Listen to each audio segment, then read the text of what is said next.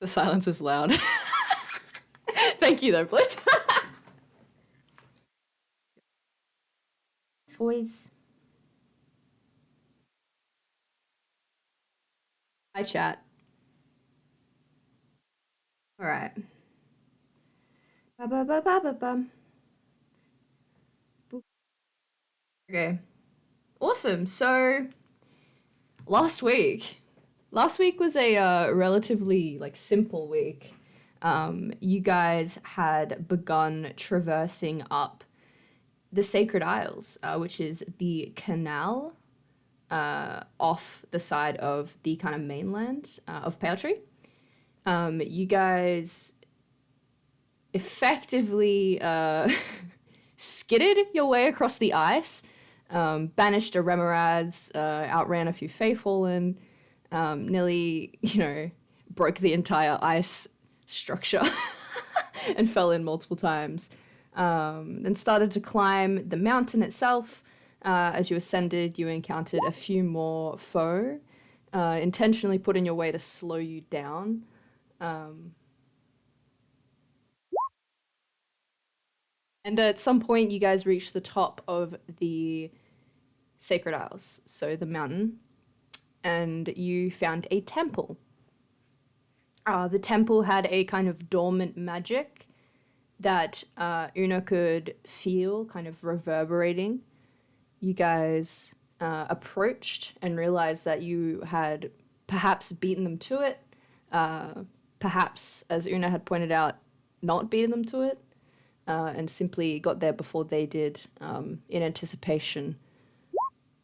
Stop it, Brian. Immediately banned.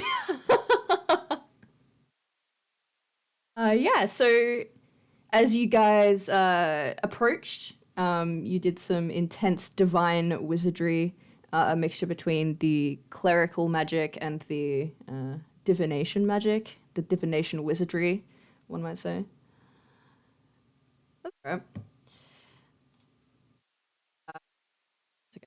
Um, yeah, effectively did some divine wizardry, pulled Hyperion into your will, and sought to open the temple. And as you did so, you heard some clapping from behind you. And then approaching from the snowstorm, we saw the Queen of Air and Darkness and her lieutenants. A few seconds later, you could hear a thunderous roar from the skies as an ancient red dragon made itself known.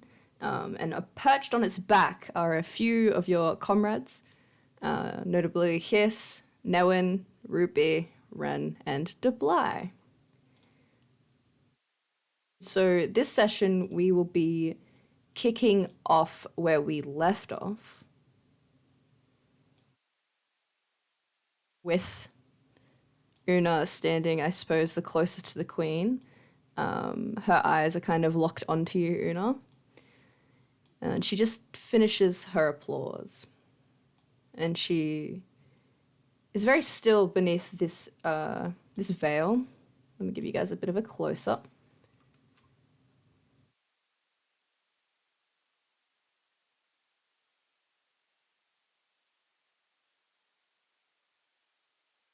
So kind of like an 11?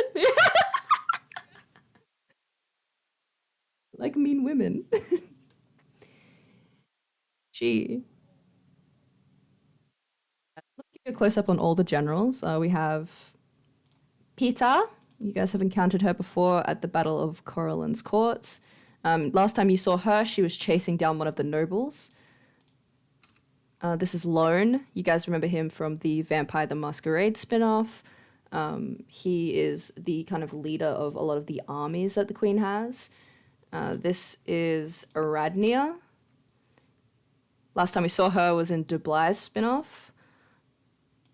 And this is Arla, who's the son of Selenway, and also seems to be carrying a almost like a matching pistol to that of Oren, funnily enough. So, greatest finisher right now. So the queen kind of peers over between you, Una, what you could probably interpret as this ward, and your hand, which is still kind of glowing with this divine gold energy. He says, "Oh, don't let me interrupt. Go ahead."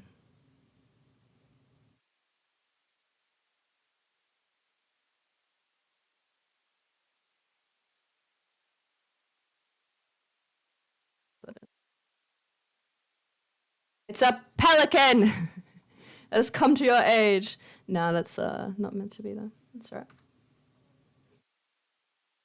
It is a. Do you want him back? I mean, I can bring him back. A noble pelican descends. The protector of the oracle.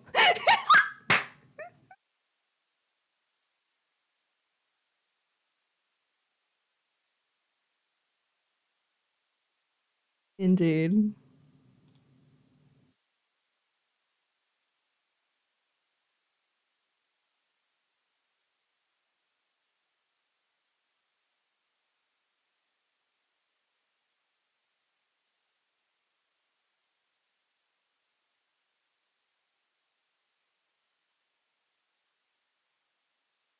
Oh, that's too funny.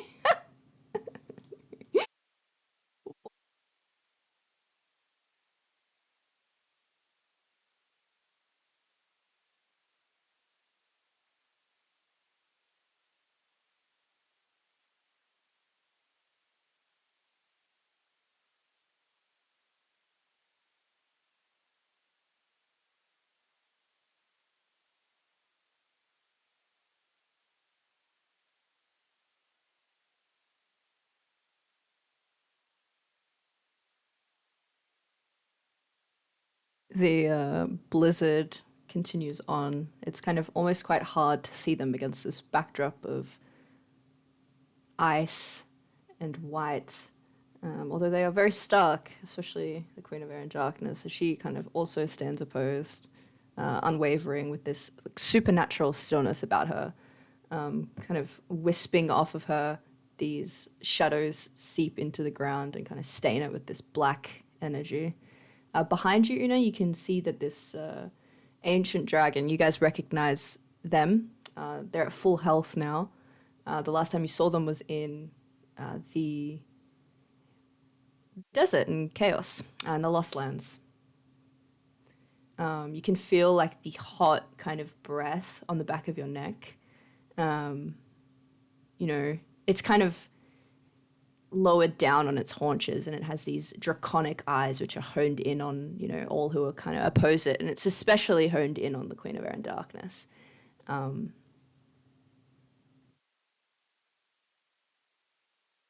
the lieutenants are very still, kind of waiting for an indication, and the Queen doesn't give any. She just watches.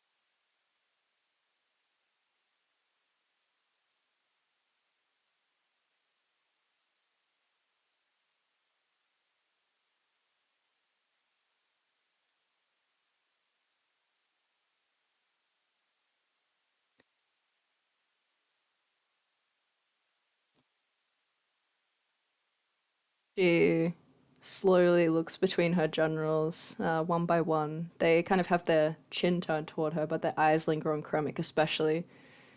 She kind of releases a very long sigh. I mean, we could do this the easy way, but if you want to do it the hard way, she kind of almost gives off a nonchalant shrug as if this is a kind of inconvenience to her.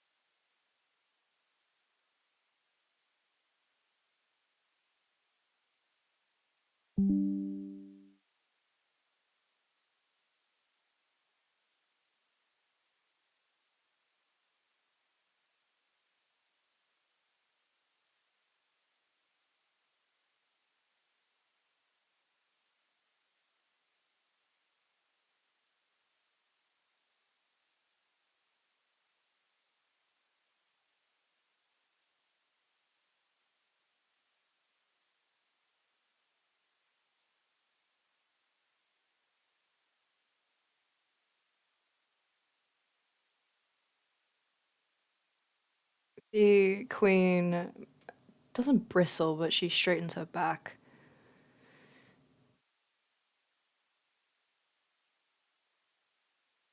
Go ahead.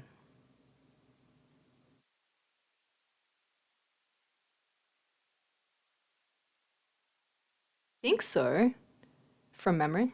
Yeah, I don't see why it wouldn't. Let's go. Wizard who? All you need is a gun now.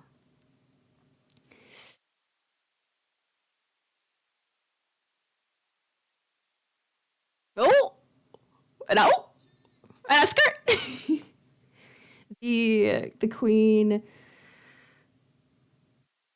is beyond Una at the ward. Uh, it's hard to measure an expression that you can't see. It's hard to measure her. Perhaps that's intentional. She turns, and in the blizzard, you guys can't hear what she says to her lieutenants. But she says, "Show no mercy.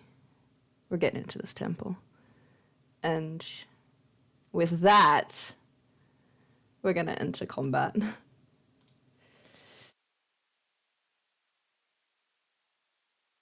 And I believe Oren last week you said you wanted to hold a shot, or am I wigging? I don't know if you I don't know if you perched up and just was sitting there and waiting for someone, or if you were holding a shot. I cannot remember.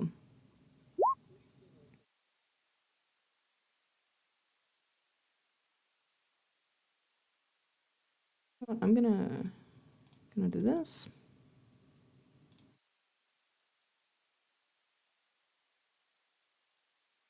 Do-do-do-do.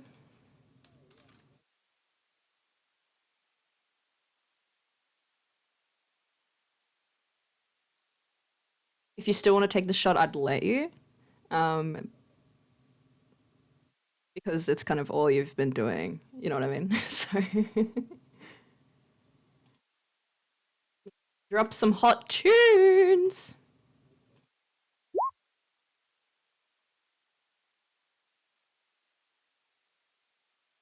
I have a stress headache. Oh no, no, no, no. I'm gonna roll the Raven folk in. A 22 does hit, I hope. Hits her, at least. She is, lol. She's a vampire.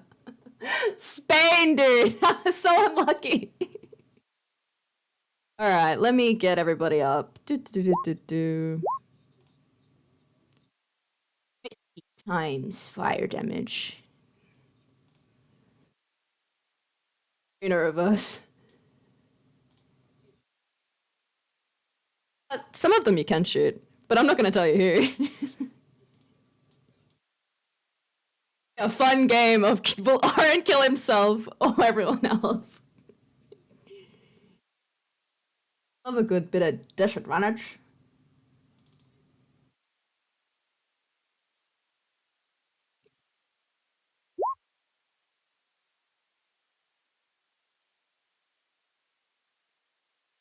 Actually, you know what I'm gonna do?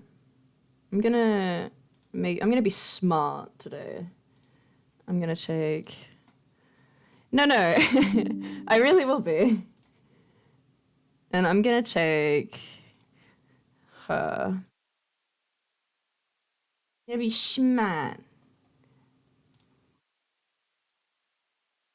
It is totally cool. I have a method in the madness here, I promise. We love a big battle.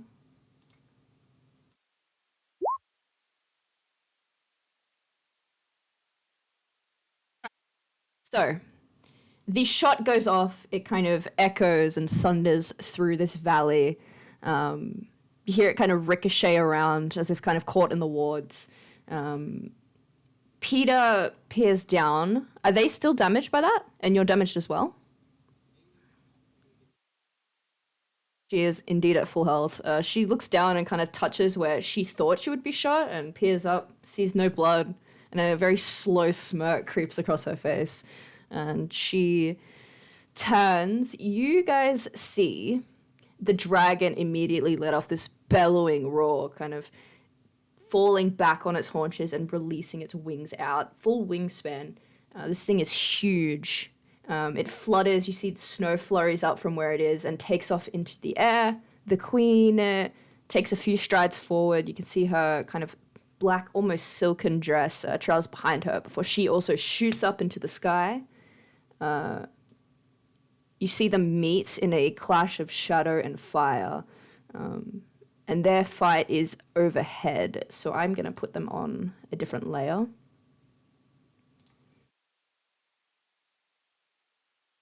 Lol.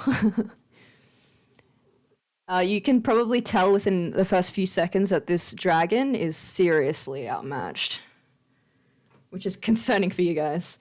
Although, you know, it could do alright. It depends on the rolls. You guys watch as Lone, who is this general on the left, and Peter immediately slink off the side of this battlement.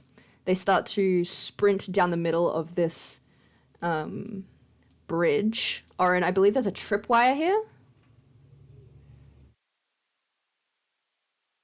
Indeed. So I'm going to have Lone hit it first. He'll make the save. Do, do, do, do, do, do. It's unlucky that he's such I'm just gonna roll my d20 on my table. Right, he fails. You see, he kind of this grease bomb explodes on the bridge, and he kind of concerned like twists around, and he kind of goes bellowing over to the side. He nearly slips off the edge, but manages to cling onto the side of the stone and starts to pull himself up. You see Peter hits the side of it and kind of looks over to Lone as he falls over, and then she kind of carefully avoids it. Beside you guys, you can see Newen and Hiss kind of communicating. There's like this awkward tension between Ruby and Ren, kind of indescribable tension there. But they start sprinting out as if they're like racing against each other, and they start approaching the bridge. To engage in combat, they slip by you. Ruby gives you both a little winky wink as they sprint to meet these two. So, doop, doop.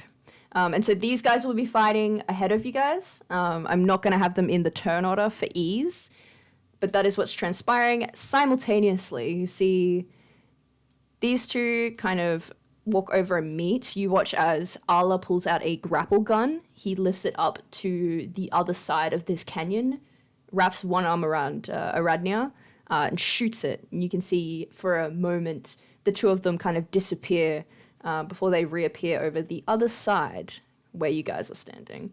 So the main fight for you guys will be with these two for now, depending on how other rolls go. And with that, Hiss and Noan are gonna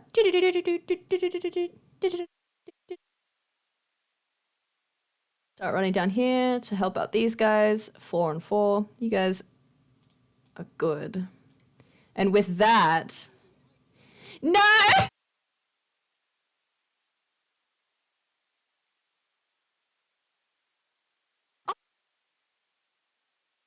That was so close.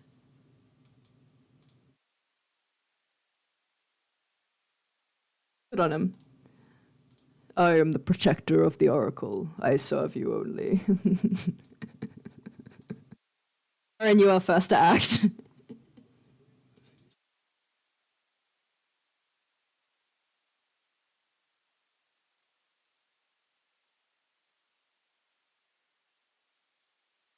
Is your protector.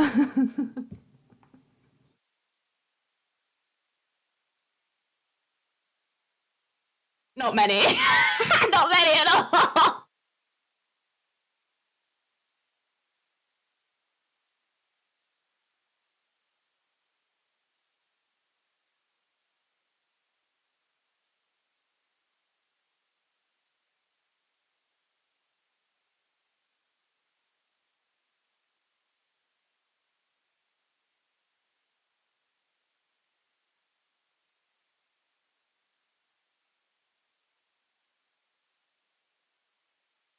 Let's go.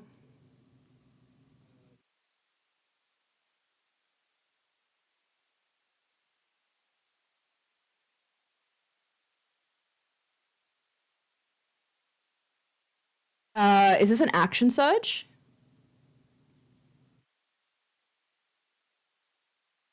Believe you used your action surge. Yeah, I remember this.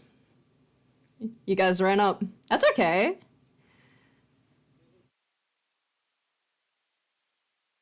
Let's go. Yeah, scatters backward. Gotta bounce. Are you gonna fly or are you just walking backwards?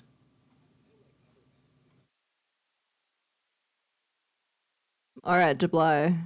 You see Oren start to move back as he reloads.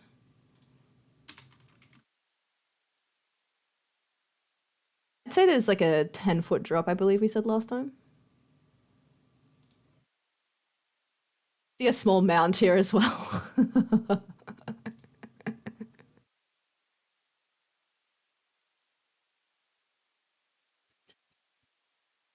Unmarked grave.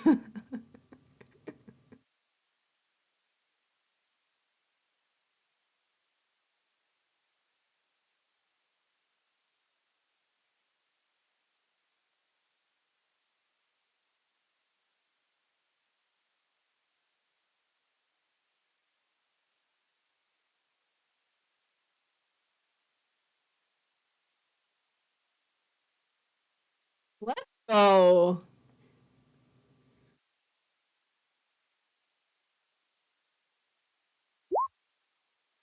Spain.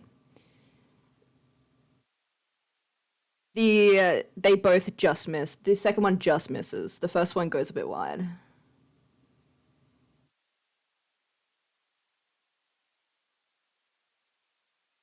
Delicious. The Raven folks count. The Raven kind of stands a bridge, lifts his beak into the air, and says, "Today we will fight, and I will die by your side, Oracle." And he inclines, and then he takes off into the air. Look at his.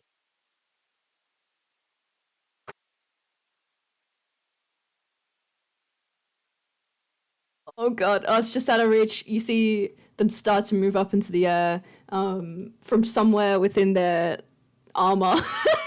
They draw out a bow. It's a long bow, but it's a tiny long bow. So it's probably a short bow that he's using as a long bow. And he strings it and makes two attacks at the woman on the left, thinking she might be the easier target. And with the actual almost mimicked actions of Debly, misses. Exact rolls too. Aradnia. She slowly turns and watches as a few arrows whiz by them. She looks a bit unperturbed and a bit bothered. She specifically looks up at Debly and kind of smiles and says, "I never thought that we would meet again under these situations, but then again, you've always been a bit of a traitorous dog, so I am hardly surprised."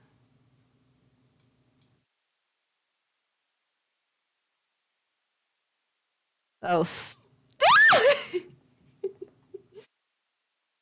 it.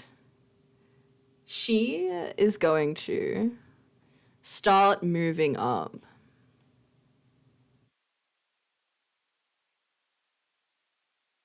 She's going to start moving up. You see, she disappears for a moment, and Misty steps up to here as her bonus action.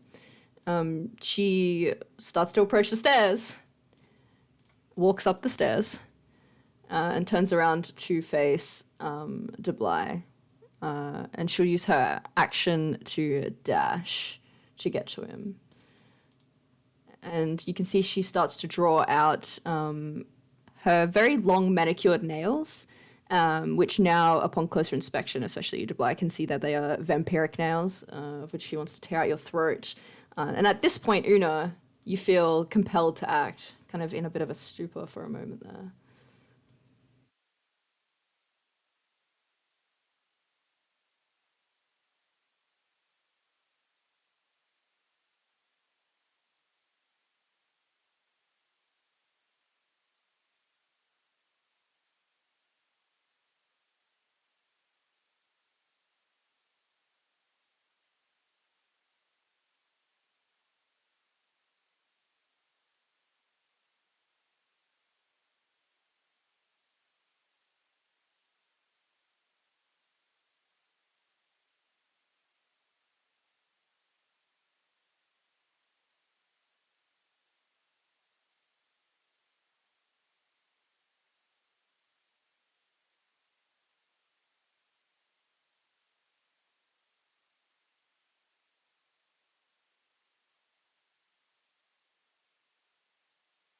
Some things never change.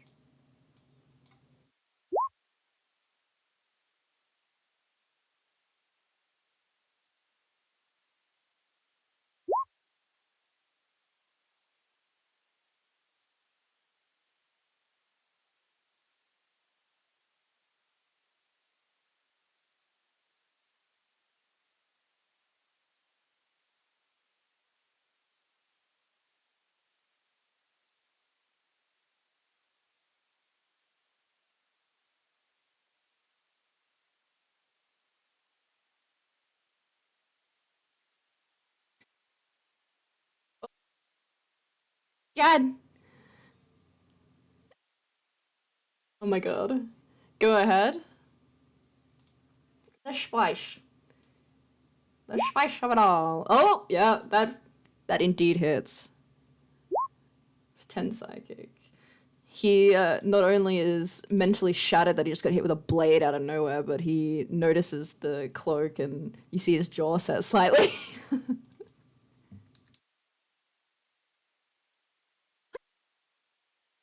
there anything else you'd like to do?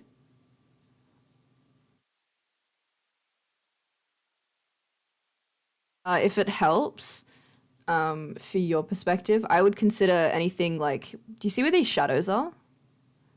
If you're kind of standing in one of these like maybe shadowy parts, I would consider that like dim light for Shadow Blade. Awesome. You are very welcome. Allah whirls around. You see them draw up a pistol immediately as they kind of try to dislodge the Shadow Blade, but realize what it is and the fact that it was probably their dad that taught Una that. With a kind of unique rage, you see they lift their pistol up. The edge is kind of glimmering with ice shards, and they are going to shoot 3 times at Una. The first one is going to be a deadeye shot. You see, they focus for a moment. Isn't this funny, Dunny? Isn't this an reverse? You see, he clicks it back, lifts. You see, they actually do have sharpshooter, which is funny. It came with the sheet. It wasn't even me, bro. It wasn't even me. Anyways, they lift up the pistol, they point it forward, they hone in on you for like maybe a moment too long. They spend one of their grip points to get the first attack at advantage, and then they try to shoot Una. 24.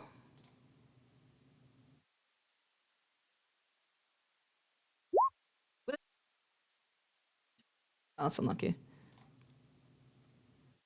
This thing rings out with power. Here we go!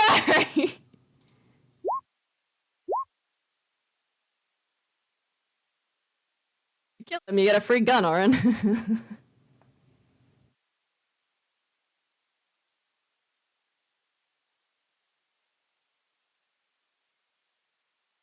You see he releases the first one. It sounds like when an avalanche begins, the echo kind of radiates across the mountain, much like Oren's. The second, however, bounce off I suppose the shield that you conjure. I actually haven't asked, what does your shield look like? She's off it.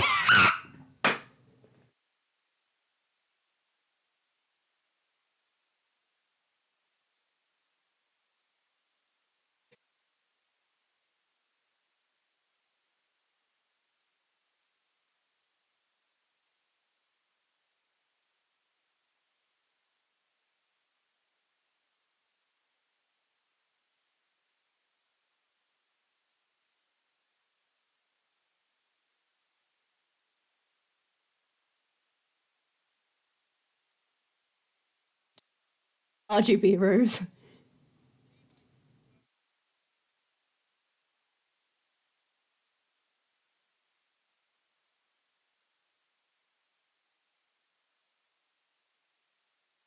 Very dope. She conjures her own armor. You see the bullets skitter off and rebound off somewhere into the valley. And with that, Kremik.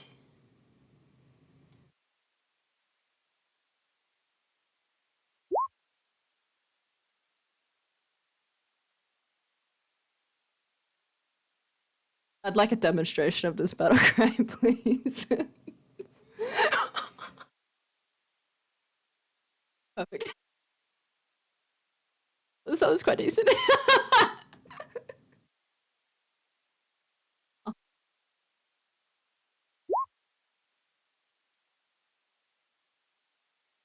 Absolutely. Give me an athletics for cool factor.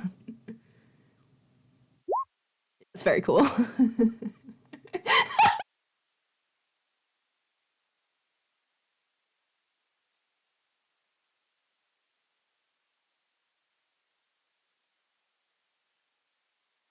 Yep.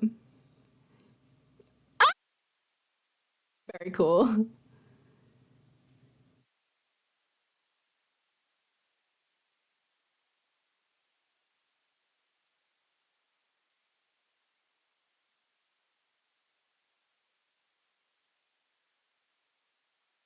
feel like today's your day. I feel like you're gonna hit with this thing. Let's go. Never mind. He has his gun out, so you see as he kind of twists it slightly to interject against your, flaming slash, and there's this clash of fire and ice between you two. You can peer through and see his expression, which is very stoic, and again, kind of like nonchalant. He frowns at you. Yeah, literally.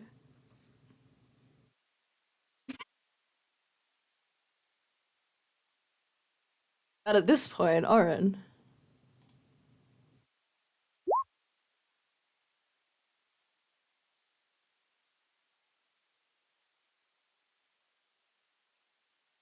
I'd say you could probably see him. There's a 10-foot drop, so anything kind of within 10 feet, I'd maybe say no. But yeah, you can see him from there.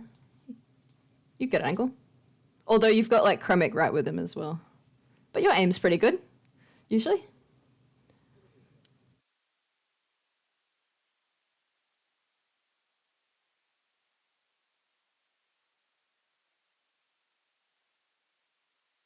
Let's go!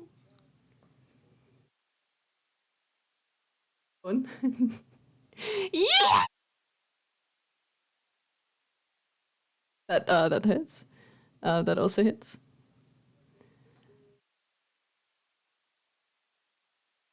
Light 'em up! They all do exactly as much damage as one would think that they would do. And you shoot him. You watch as you can see some of these bullets ricochet across his chest. That's okay. Kermit, you can see as this is right in front of you, he's starting to hemorrhage blood. He looks like he's on the way to being bloodied. Alright, is there anything else, Aaron? No? That's okay. Awesome. You see him peer down at the blood, which is starting to, yeah, hemorrhage out of his body. I'm gonna need you guys to make me a few rolls. And this will, I've got the lair action. There's no lair action, I just didn't know what else to call it. We've got a few battles happening simultaneously here. So just ahead, you can see the battle between these guys. You can see, oh, I suppose I should tag here, these guys. You can see that they've split off. So Ruby and Ren seem to be dueling against Peter. And then over to the left, you can see that Noan and Hiss seem to be dueling against Lone, which is perhaps not the best decision made by them. However, let's go. I'm just gonna go in like a rotational order because I feel like that's the easiest thing. So Brian, could you please make me a D100 roll? And you guys are looking for high. You want very high. That is not very high. Uh, Overhead, you can see. Roll. You can see overhead in this clash of flame and shadow. The queen seems to be outwitting the dragon. She's maneuvering around him with this like lightning-like speed. And overhead, you can see these thunderous clouds start to form. You can see that some of the scales have given away, and she's found a lot of weaknesses. He doesn't seem to be doing too hot, but he's still kicking up there. Ben, could you please roll me a D100?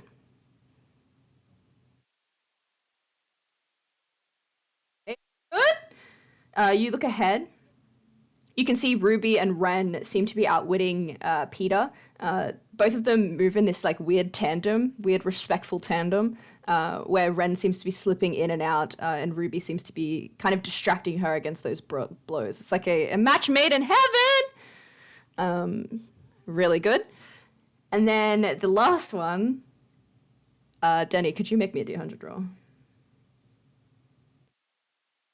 Okay, that's good. You see that, likewise, Lone seems to be a bit flustered with Hiss's battle style. He isn't really used to opponents that aren't as stocky and strong as him. So when Hiss kind of comes in, runs away, slings a dagger, does a backflip, jumps off the side, jumps off the side of the him back, and Neuen seems to be kind of behind them, again taking advantage of the absolute chaos that Hiss is sowing into this guy by conjuring little bouts of magic. She at times moves up to do a little scroll bash with her book over the back of this guy's head, and then like quickly runs away, like a terrified meerkat. And that is that. That is them for now.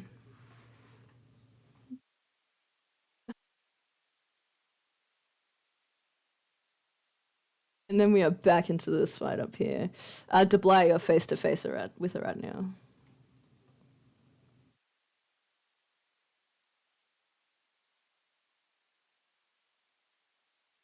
Oh, let's go.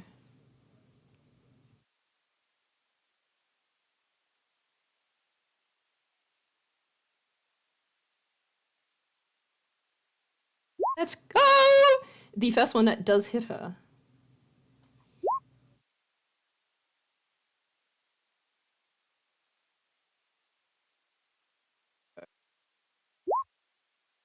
Let's go! Magical weapon. Absolutely. It does exactly as much damage as you would think. Are you aiming for a specific spot?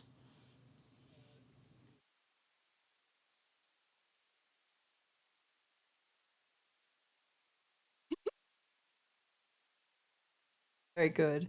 You see, as you guys start to duel, you catch her off guard, and a slash of your saber kind of leaves her streaking blood down her arm, and she lets out this menacing at you. A bit upset that she let herself slack that much. Anything else? The Ravenfolk. Oracle, for this, it is my greatest honor to die. Descends. He descends. No, it is. I insist. It is my greatest honor. Back, back.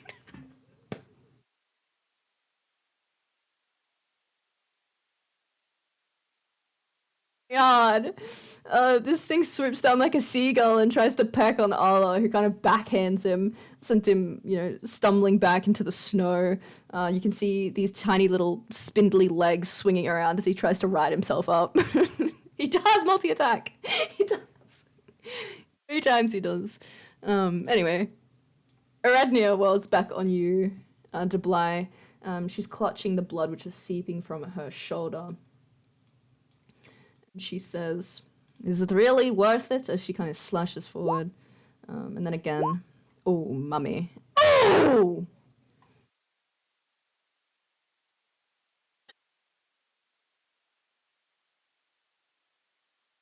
I suppose as you open your mouth to respond, she kind of catches you off guard with a left hook to the jaw with these claws, and you can feel the nails scrape against the side of your jaw and start to, I suppose, split it. You take this, and she doesn't grapple you. She doesn't want to grapple you. You seem a lot stronger than her. Delicious. That is what she does.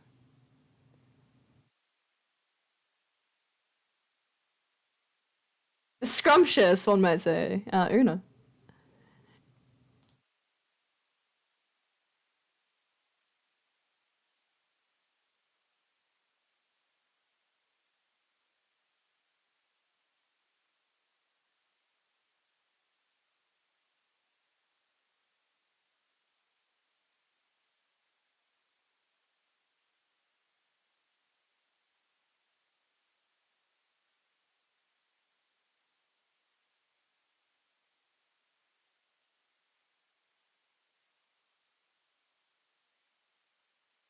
He looks like he's bleeding a lot from what Oren did.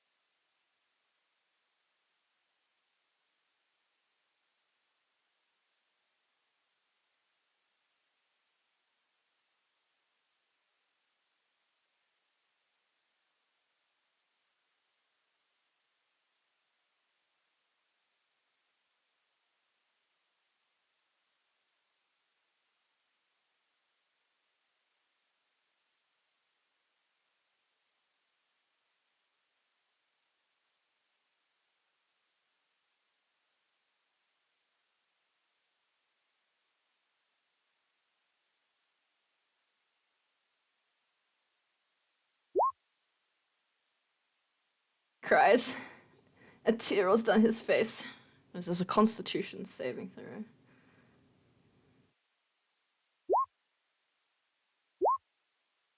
He turns and makes brief eye contact with you, and then disregards what you say.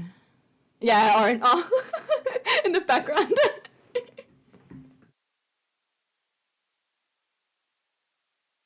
Yeah. Yep. You're my dad.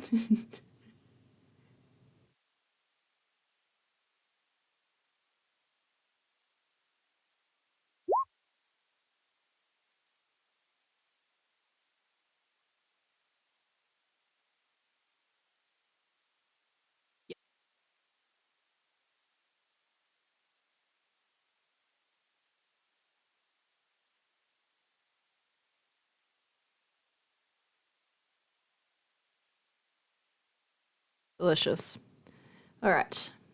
As it comes around to Arla's go again, you see a brief intermission in your parry and fighting Kremik. You see him kind of take a little step back, move into a more defensive stance, and start to steady his breathing as he second wins. You see some of the bleeding stops. He lifts a hand and says, "You want to see magic?" And he's going to cast Fairy Fire in a box up here. So I need Oren and Una to make me a dexterity saving throw. Yeah! You guys both move out of the way as this like gust of kind of black energy moves out and explodes like a almost like a bomb between you guys. That is the end of his go. Kremik.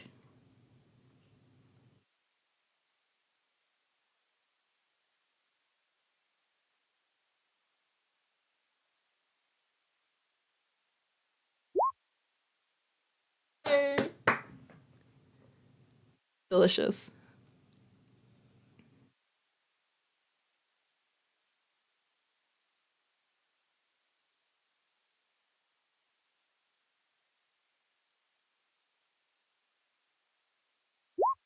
Whack-a-mole. You eliminate his the health that he seemed to regain. You seem to open his wounds back up.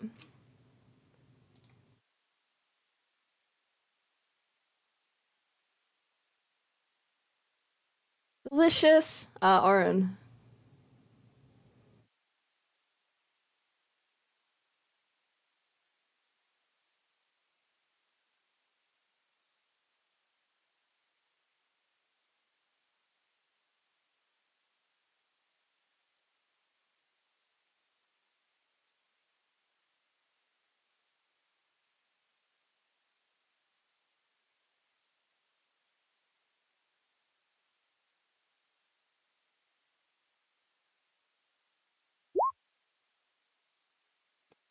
He kind of scoffs.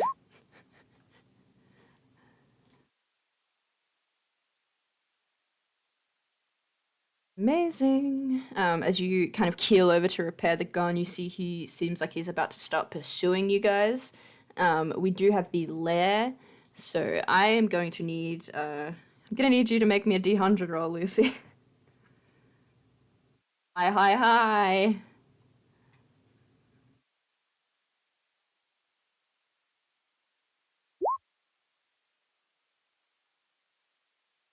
Overhead, you can see the dragon is indeed still faltering, although putting up a very good fight in the face of the queen.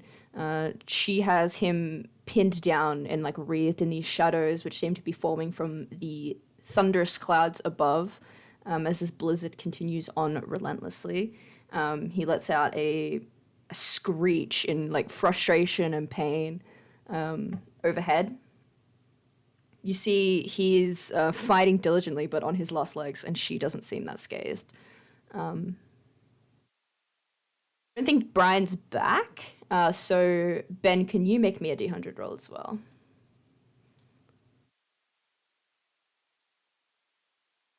No. Ruby and Ren are moving in a tandem that you see well-trained warriors moving in. You see that they've got. You see that they have Peter down on one knee. You see that Ren has just sliced her Achilles. Ruby seems to be clocking her in the side of the head with a very fancy-looking sword. They both swing around as if they're about to make a final blow to her. And Denny, can you make me a D100 roll, please? Very nice. Very nice. These guys are doing pretty good. These guys are doing pretty good. Hiss, likewise, still has taken advantage of the purely untrained martial craft that he has. A complete juxtaposition to Lone, who is a very diligent fighter, very well-trained fighter. Absolutely wailing on these guys. You see Lone stumble backwards. He's caught a few daggers to the chest, of which he's starting to pull out. He almost looks like he's on the edge of dying, which is nice. That is what's transpiring over there. Deploy, welcome back.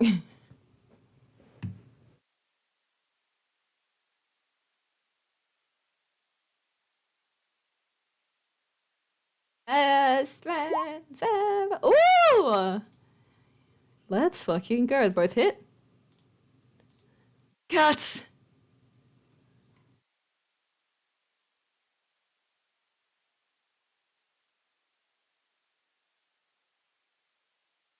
Yummy.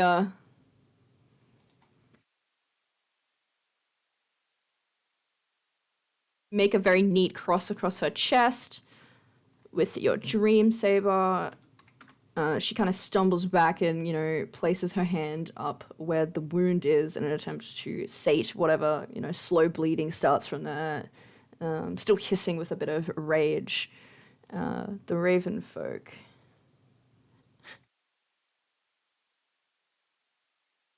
Self-stuck! Pulls himself out of the snow eventually, turns, peers over to Arla and Kremik, says, "Fear not, young dwarf, I will aid you." Pulls out a rapier and sprints at Arla. Ha!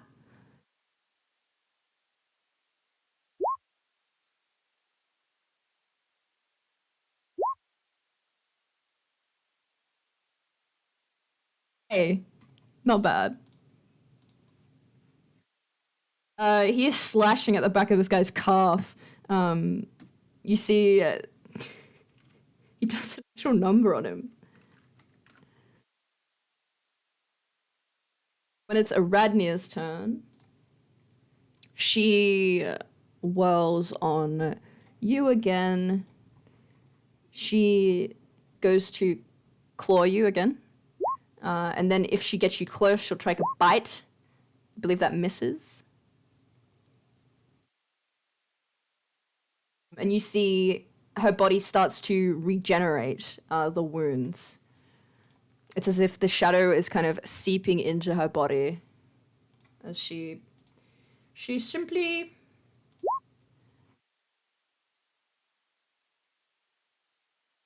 regenerates.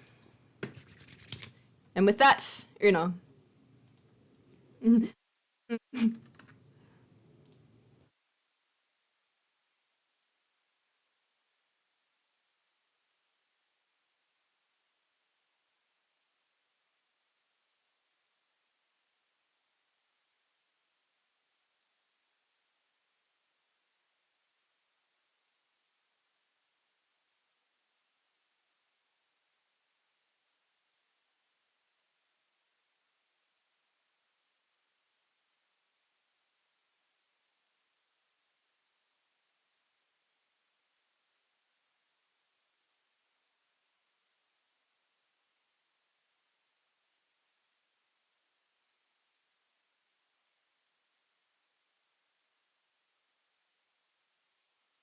I wouldn't consider. I'd consider it shadowy where like the dark spots are, right? So like up to here. Yeah, I'd consider this because of the torch, especially like right next to her.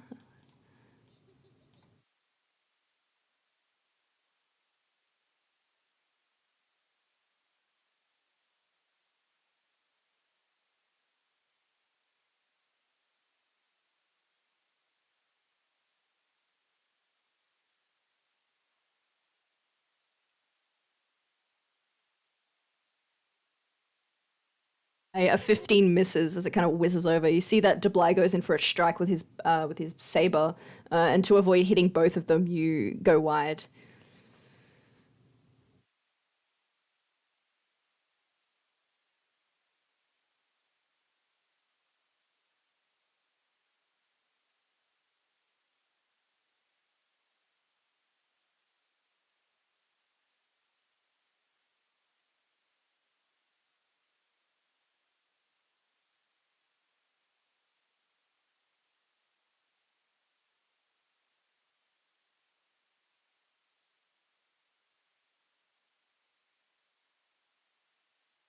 Delicious! You start ascending the icy steps of the temple. You feel a dormant magic start to reverberate with anticipation.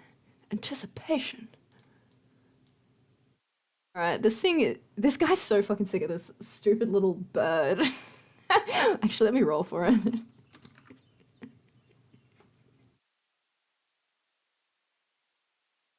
Okay, he turns around to Delicious. He turns around to you, Kremik. He pulls up his ice pistol. He reloads it. He brings it up to the side of your head. He's gonna spend another grip point to give himself advantage on the first shot. So he takes a moment to really measure the side of your head. 26. Feel like an explosion of ice and, piercing, straight up piercing, as you see this bullet. It would probably kill a normal person, but you are a divine man. You are indeed a divine man. And as you kind of move back and bring his shield up to protect the side of your head, he releases two more shots, which simply freeze over the front of the shield. You see some mushrooms fall off into the snow. You have a chance to respond.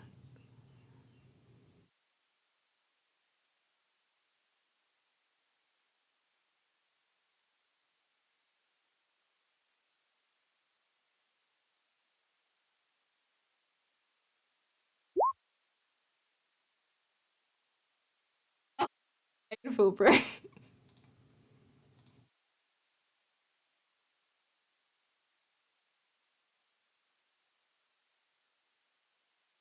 Whack-a-mole.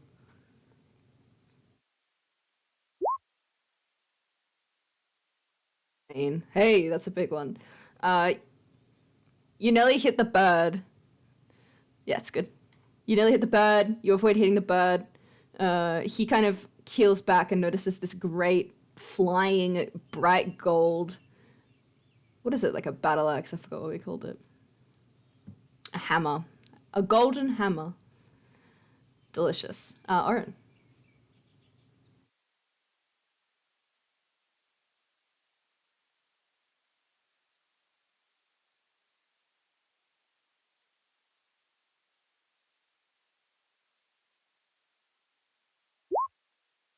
24 hits.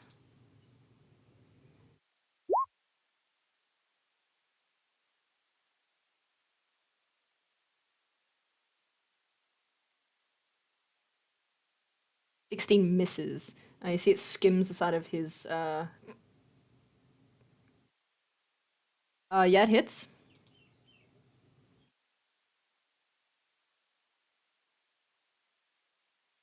How do you want to do this?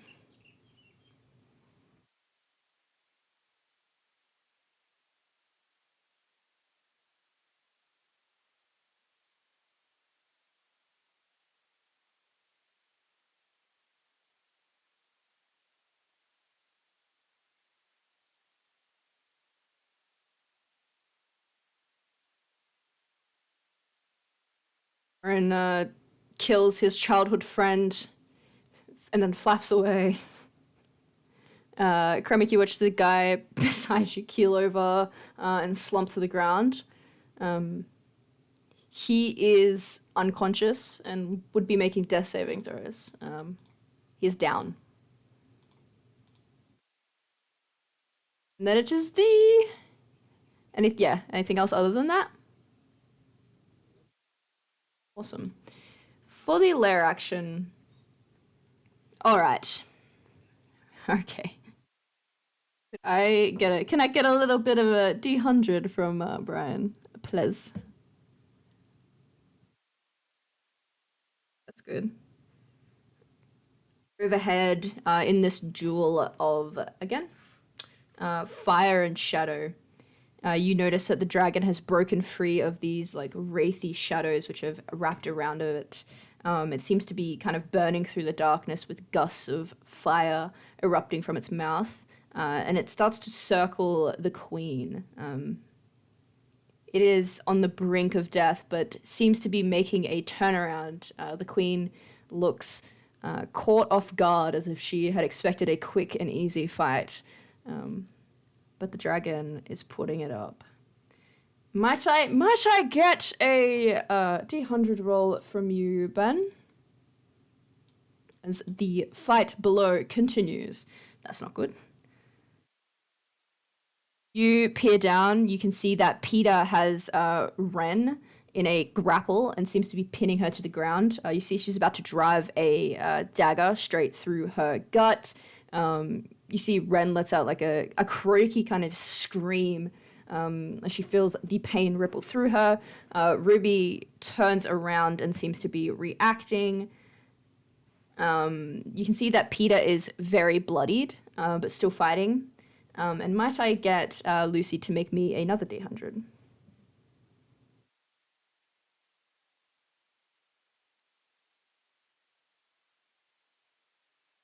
That'd be so silly.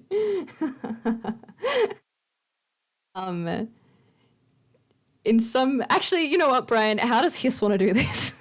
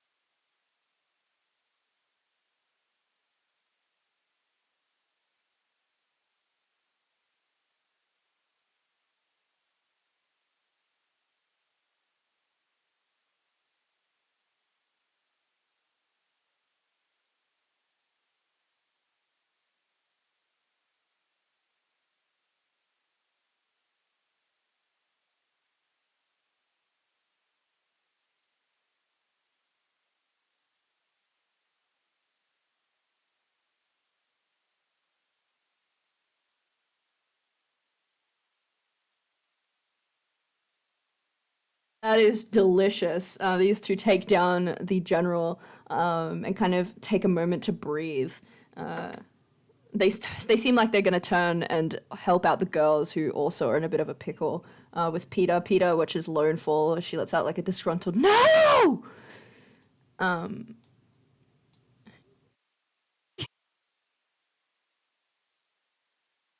Then it's Devlia's turn.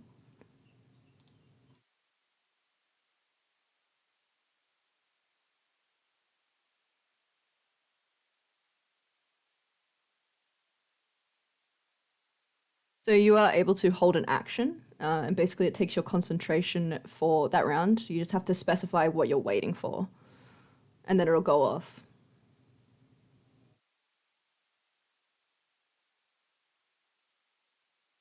I believe it's only one swing, but correct me if I'm wrong, other GMs.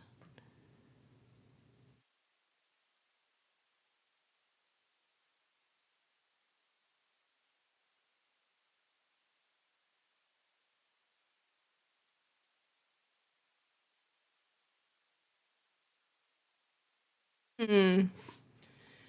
Yeah, let's do some research.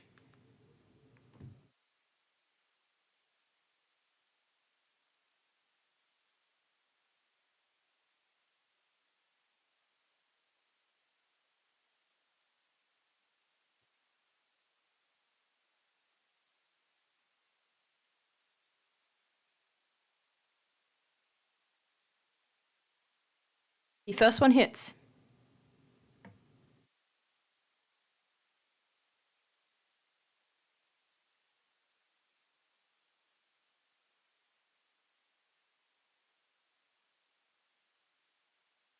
Thanks, Jeremy. Jared Daddy. Extra attack requires not just for it to be on your turn, but for you to use your action for the attack action, which you cannot do if you use your attack action to ready something, even if it is triggered with your turn, which makes sense. Does make sense. Awesome. Cool. A little bit of Dungeons and Dragons tests. Pop quiz. Yeah. Stop. We don't have anything to give. I have nothing. The raven takes the rapier and places both tiny feathered hands upon it, or claws upon it, and sagely looks down at this bleeding out man and says, "He fought nobly, but for the wrong cause."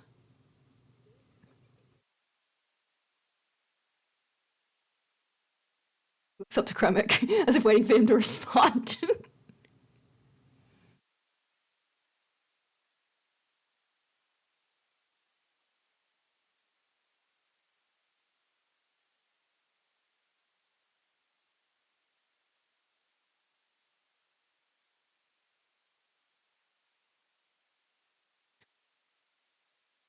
He takes to flight. Dashes. How far can this thing go?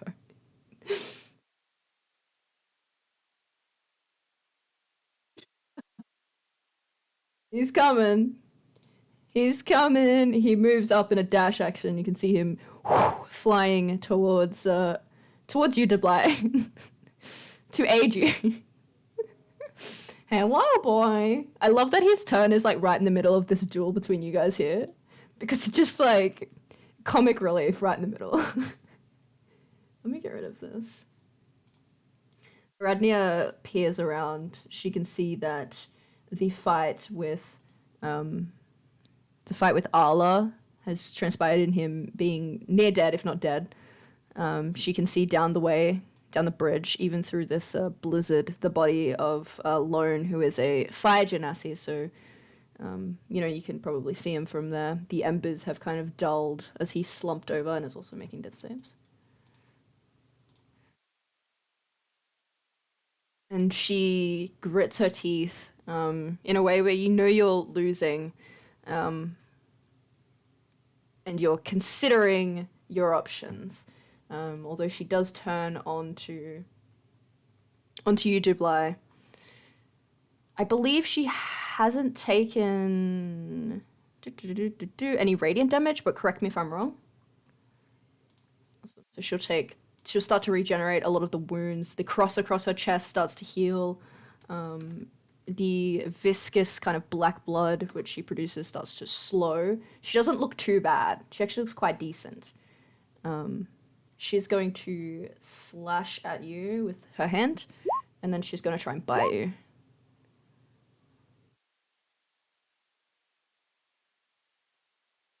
This man out here using silvery bobs. I feel disgusted.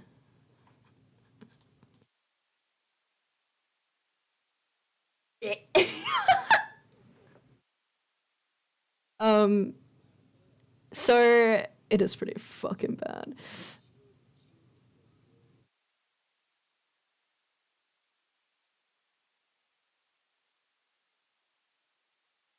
People just accepted it.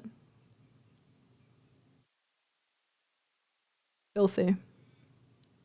I will say that I did say in chat, I think there's a material cost attached. I think that's kind of the fair thing to do with this sort of thing. I think we should figure it out later because it definitely is a OP motherfucking spell. But I'm willing to hear all schools of thought on it. No, use it now. I'm willing to see it if it's cool.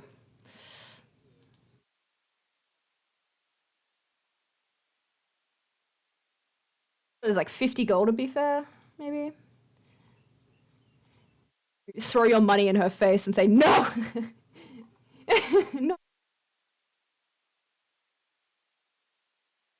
Awesome. So I have never seen this spell because every DM I've ever seen has immediately banned it. You magically distracted. On the bite. Yummy. Oh my god. Oh my god. Good. Um, delicious. So it's the typical vampire situation. There's a moment. How are you gonna use silvery barbs?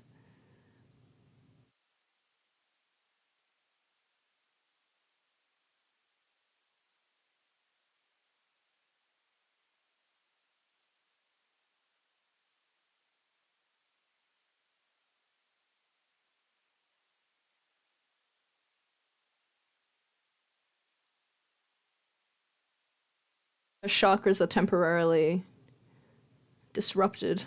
You see, she kind of stumbles backward, caught briefly off guard, but she comes around and seems to be able to latch onto you with the momentum that she uses. She pierces your skin. You can feel that similar sensation, maybe, of when you were first bitten. The like acidic kind of venom start to seep through your veins. You do lose a little bit off the edge of your health point pool temporarily, as per that, I believe. And that is her turn. Una, you see this transpire.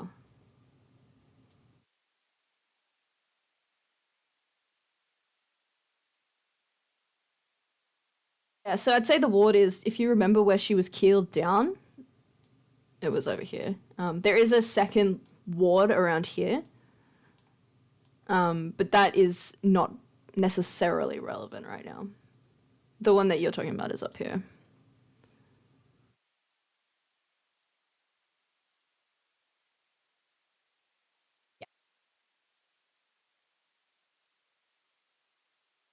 You are very shadowy.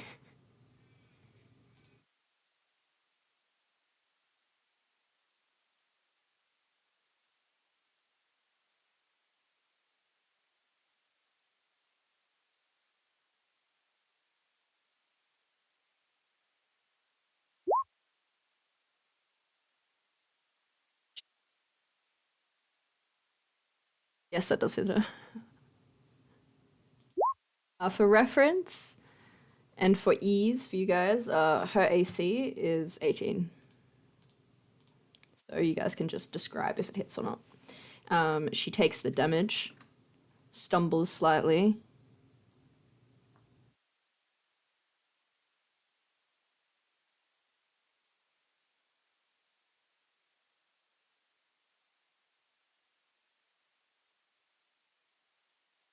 Oh, Allah.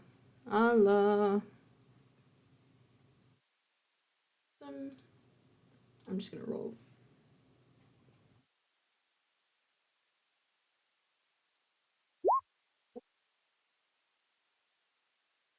Remick.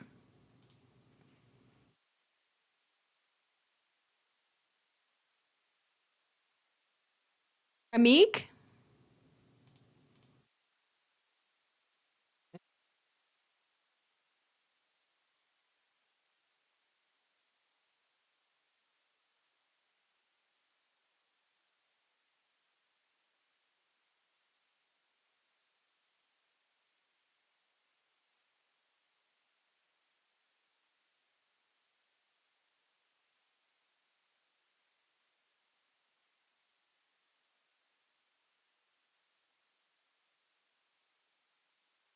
Awesome.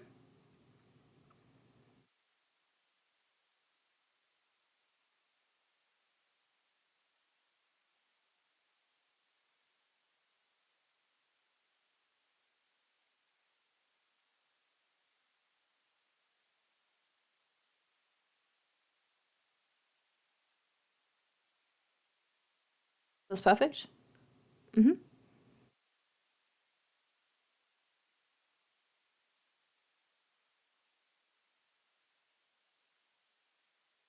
Hey, yo!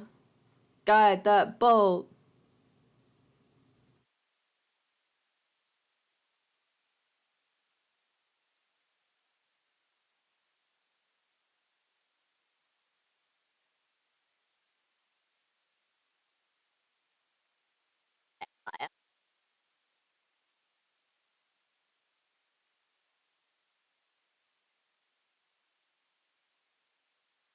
Delicious. Aaron.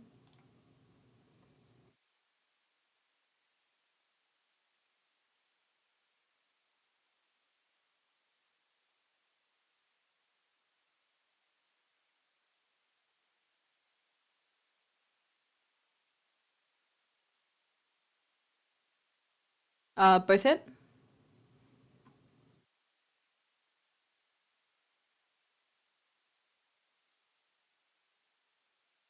She does not.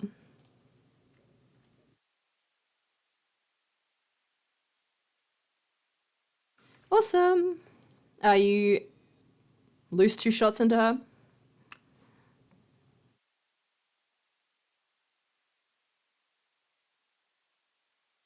Very good.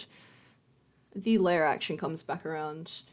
I believe Ben just went BRB, so simply, Denny, can you please roll me a D100?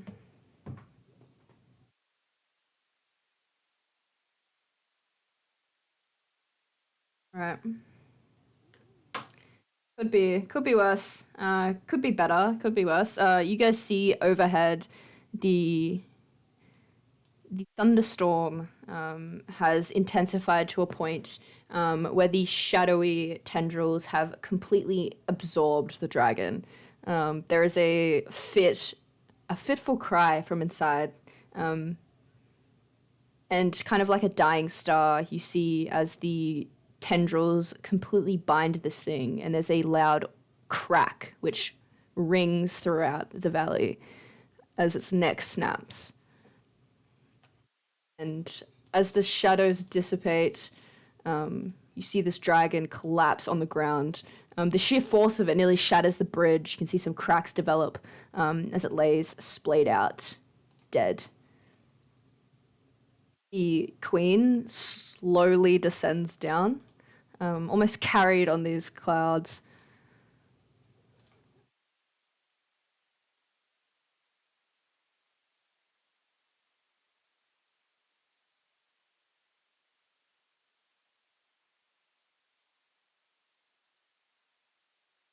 That's what I'm talking about, baby. Let's go. Yeesh. You hear Ruby let out a devastated scream, like something has just been ripped out of her chest. This also looks devastated, but more in like an emotional connection way, less in an actual I'm being damaged way. Ruby stumbles back. Is that could Brian? Could you roll me a d100?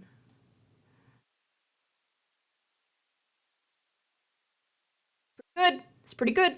Ruby letting out that scream is all Ren needs to catch Peter off guard enough to drive a dagger straight into the back of her neck and drag it along her spine. She falls limp to the ground, dead Arenoed, and Ren turns over. I'm sorry, that was really hardcore. I'm sorry. She walks over to the side of Ruby and is like, speaking in a very hushed tone. That is them. Everyone seems to be gathering around, Ruby because she seems the most hurt.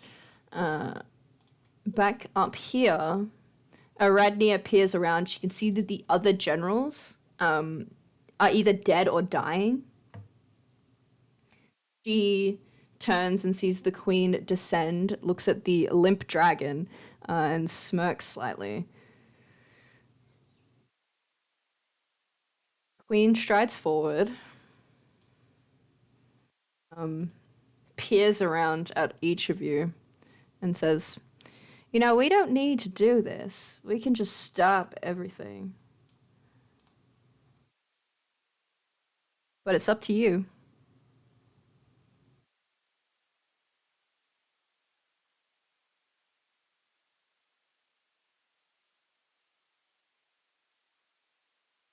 She looks completely fine.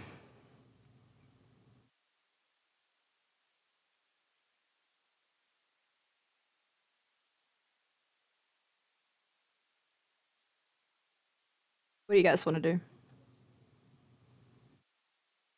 All I want is for you to open up the temple.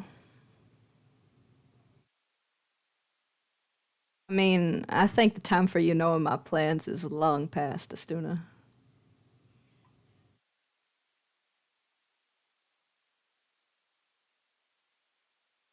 Yep.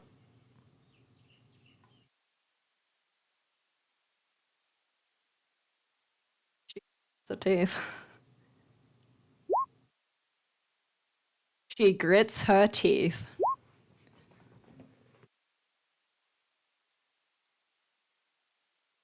You absolutely can. I'll say that we temporarily break initiative. Obviously, if we want to get back into it, I'll just pop it back up. But you guys are free to act on your own accord.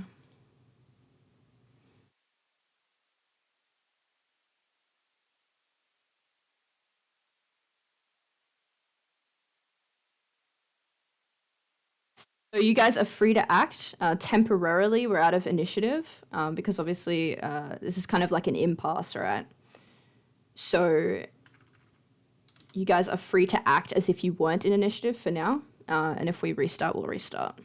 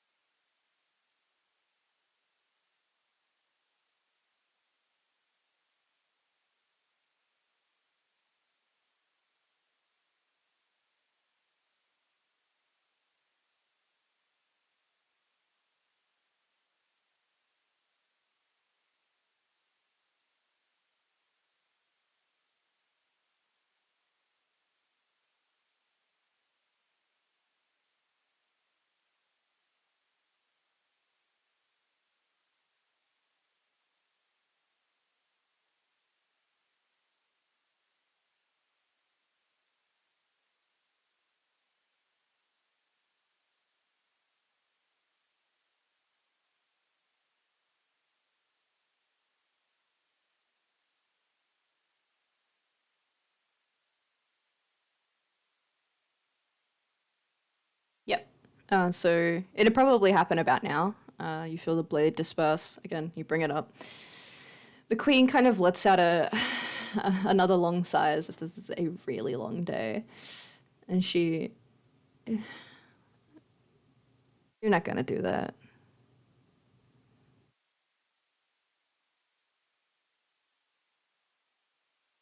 Because you're not stupid.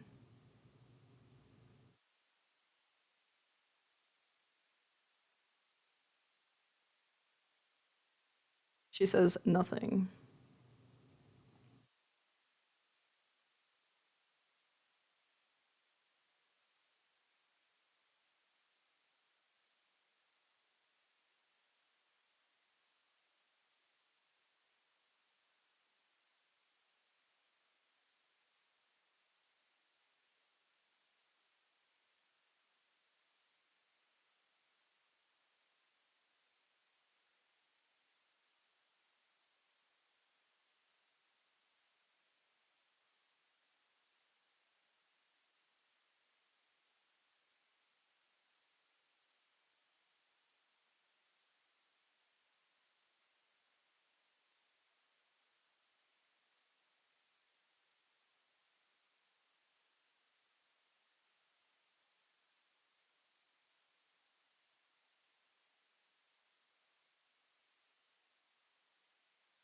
Yes.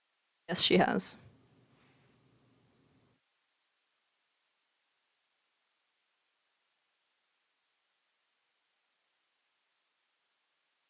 Brian, you might be saying something, but you're muted.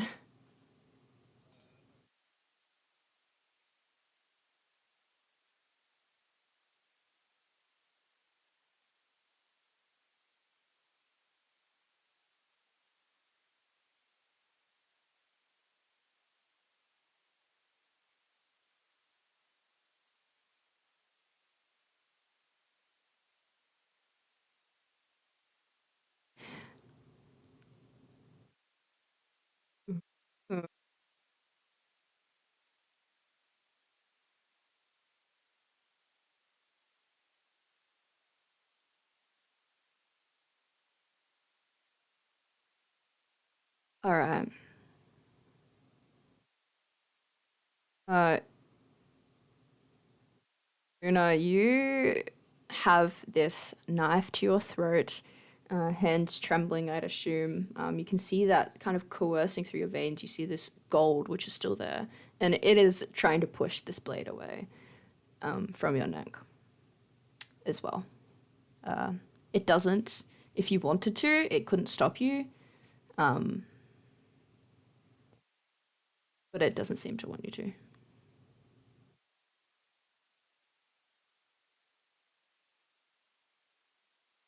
It does. Yes.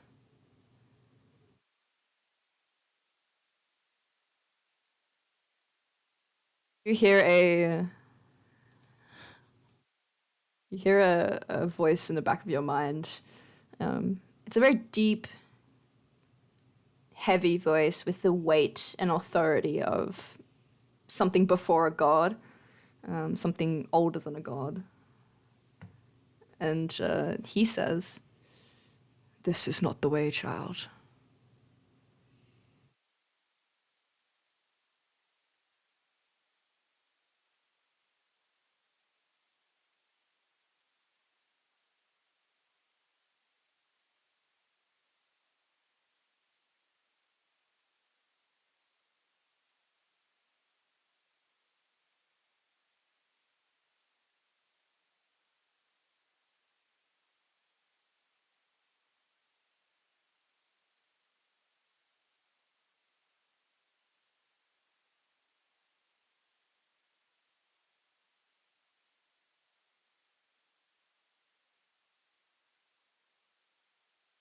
There's a moment where he weighs up the options ahead, and you feel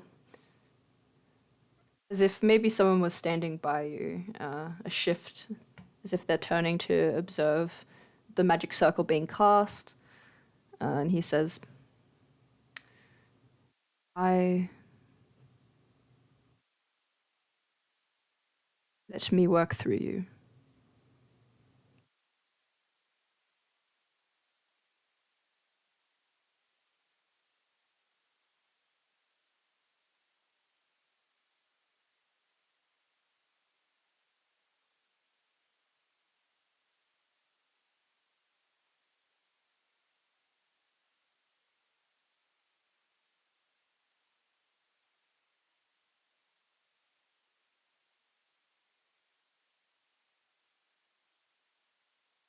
The queen is the queen seems to be playing a waiting game here.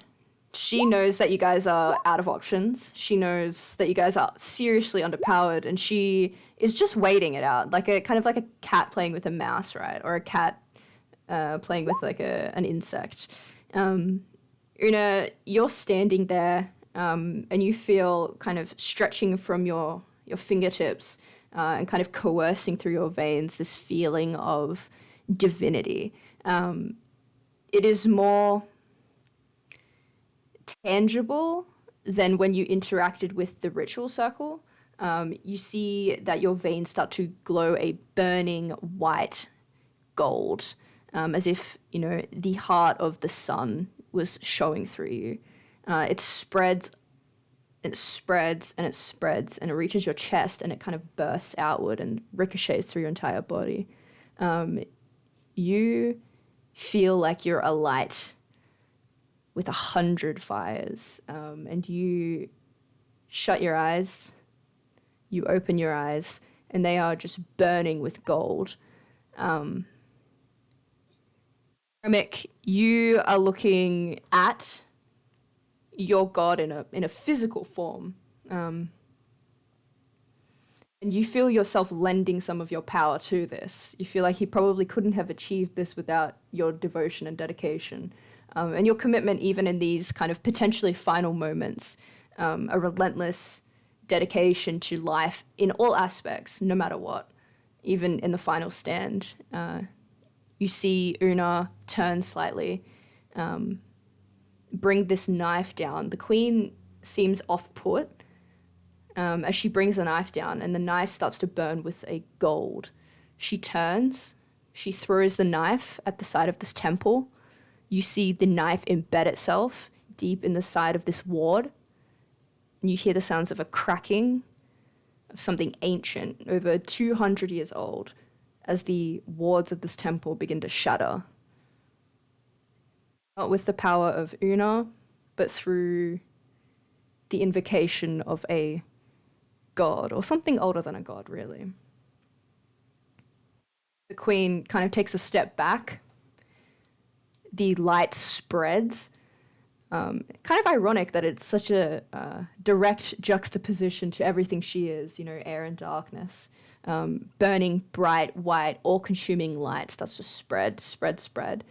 You watch, almost like in Harry Potter, where the wards crack beneath the weight of the curses. You see the light shatter. The queen has to shield her eyes, and you see she's almost erased by the brightness of this. You guys stand before the temple. The wards have been broken, keeping you out.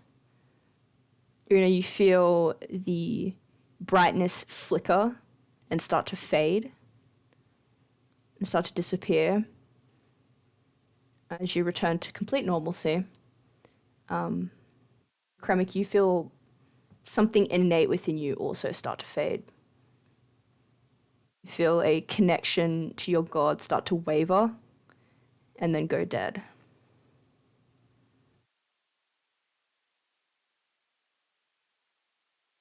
You guys peer around.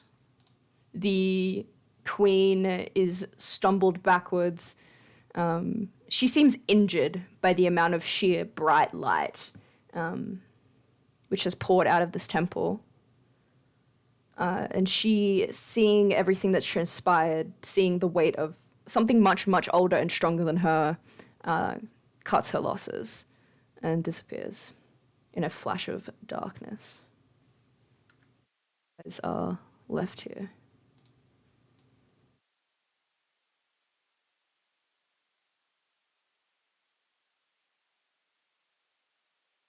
I'd say you'd probably take at least 1 point of exhaustion from that. Not for anything that you did, but more that you were a conduit. We're clearing turn order. You guys are out of initiative.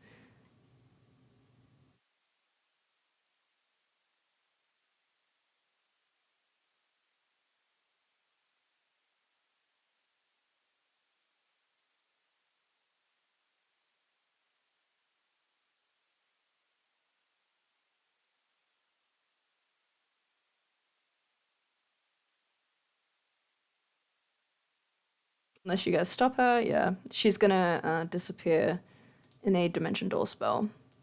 And she'll slip down the end, pick up Lone, and try to continue on. Unless anybody wants to stop her?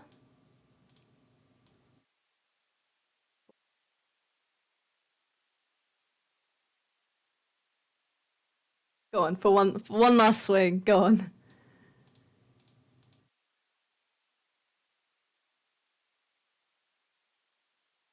As you conjure forth a guiding bolt, you feel nothing. And the two disappear.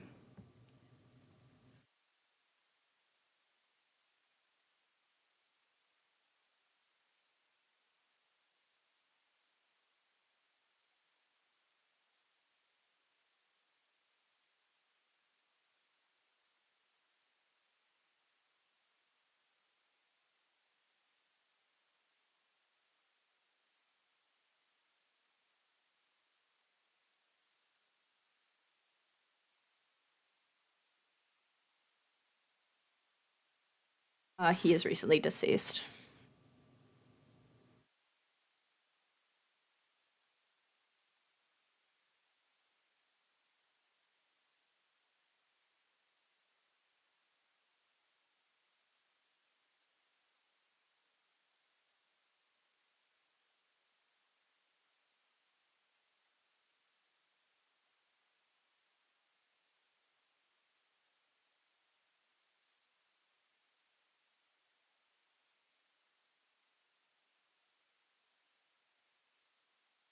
Yeah, the gun's here.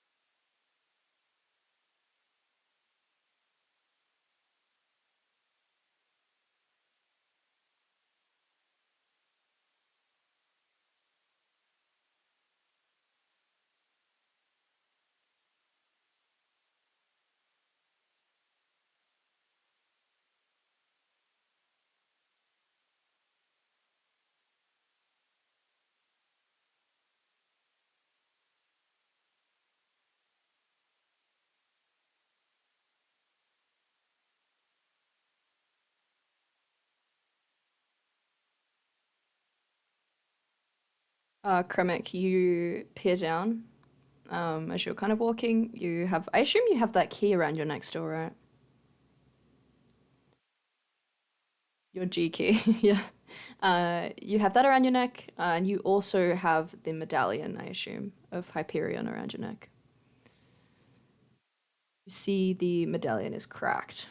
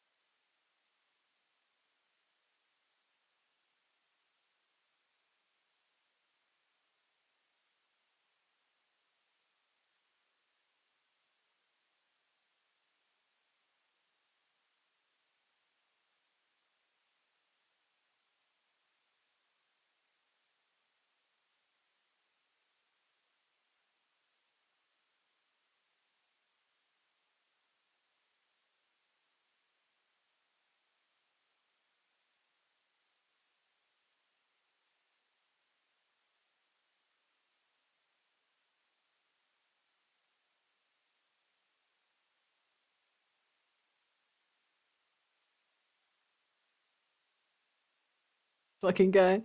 Uh, you guys see that the pelican is eyeing the temple with a confusion and uncertainty. As if it is also bemused what's just gone on. Noen is nervously clutching her tome. You can see an image of a tree. You guys recognize this as the tree in Crescent Grove. She is a little bit bloody, but she's quite alright. Hiss is standing beside with a massive grin, looking like he's just got off a roller coaster. Pure excitement. You see just behind that, Ruby is leant over the side of the great red dragon, almost in like a meditative state. Uh, she's like murmuring something very quietly, and Ren seems just behind her, brushing some blood off of her knife and watching the back of her head with also uncertainty.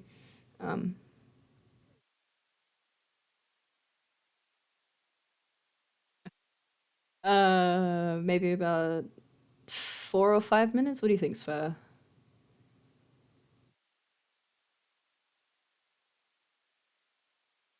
Summon undead.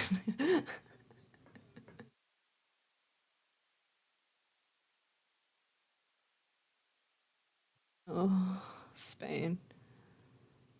I mean, I'd allow you to try if you wanted to try.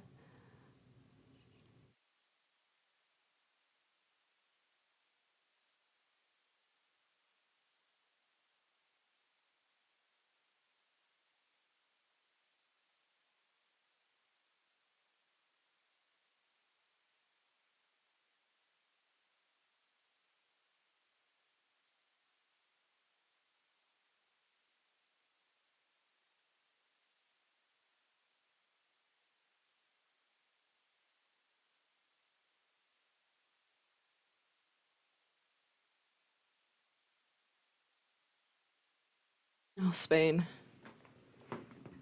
Again, if you guys wanted to try Revivify, I know it's been more than a minute, but I am a deep lover of cool things.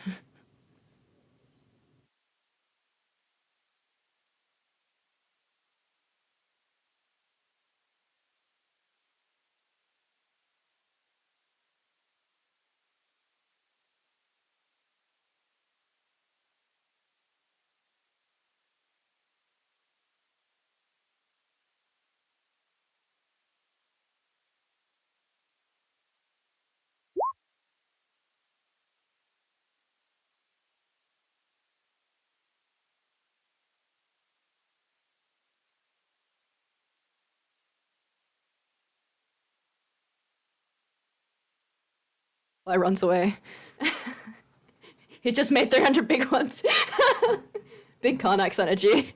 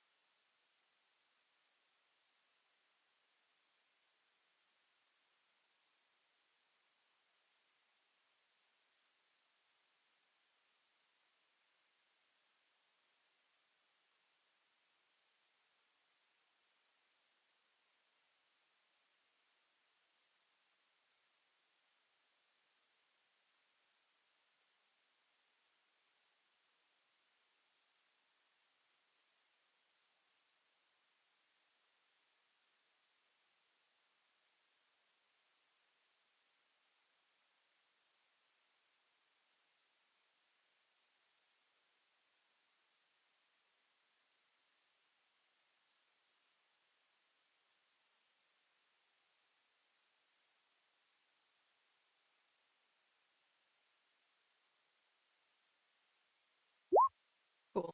So, the diamonds will be consumed, irregardless. You are, I think it'd be fair to roll a d100. You'll get an extra plus 20 because Ruby's here. You're looking for something. You're looking for something above a 75. I'm faithful. I have faith. That's what I'm. You feel a tempered pulse beneath your fingers as these green dust particles settle into the dragon, and a deep groan as this dragon's brought back to life in a very unlikely circumstance.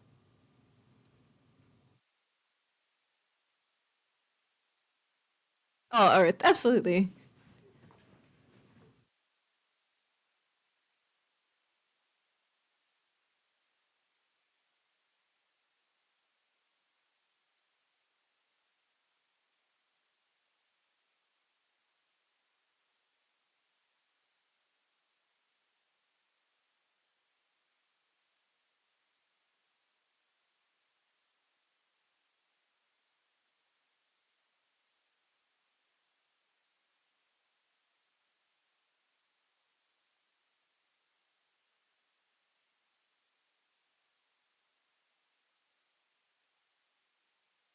Seems that the great beast returns to life.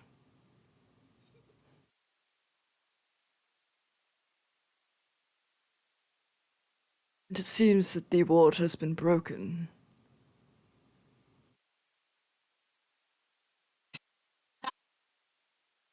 Dug myself a hole. It's getting deeper by the second. I can't even see the top anymore. See me back down. It's got 20 HP and a dream. A dream to protect Una.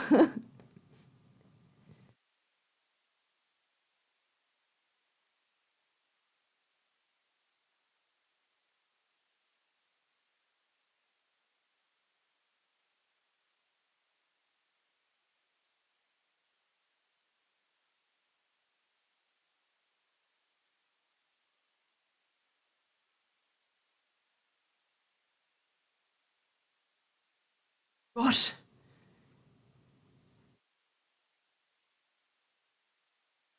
I think ashamed he would look ashamed. I. I have been waiting for you for hundreds of years. Yes.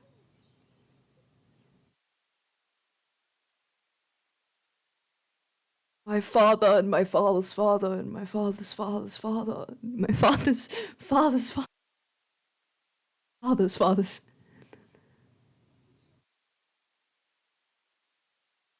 Bubble Beazle is my name. Bubble Beazle.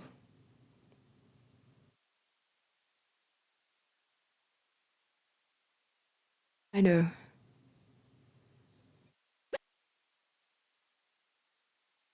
Yes, I know. I know many things, but perhaps we should get inside. I think the storm will intensify.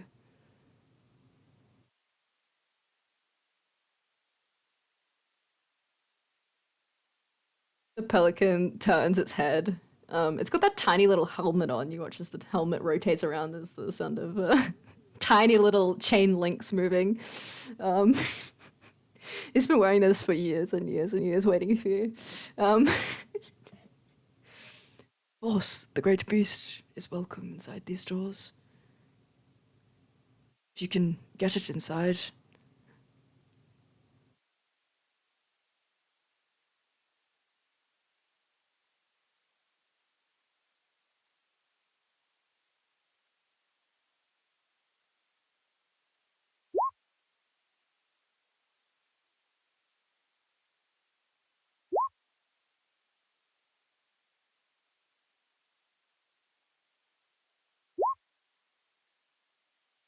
ooh.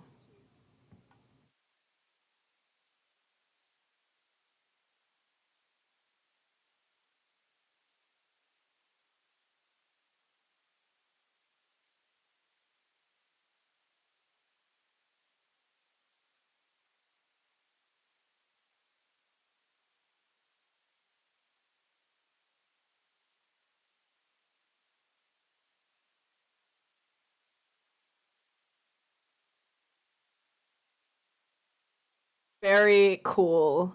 You've set up a defensive perimeter.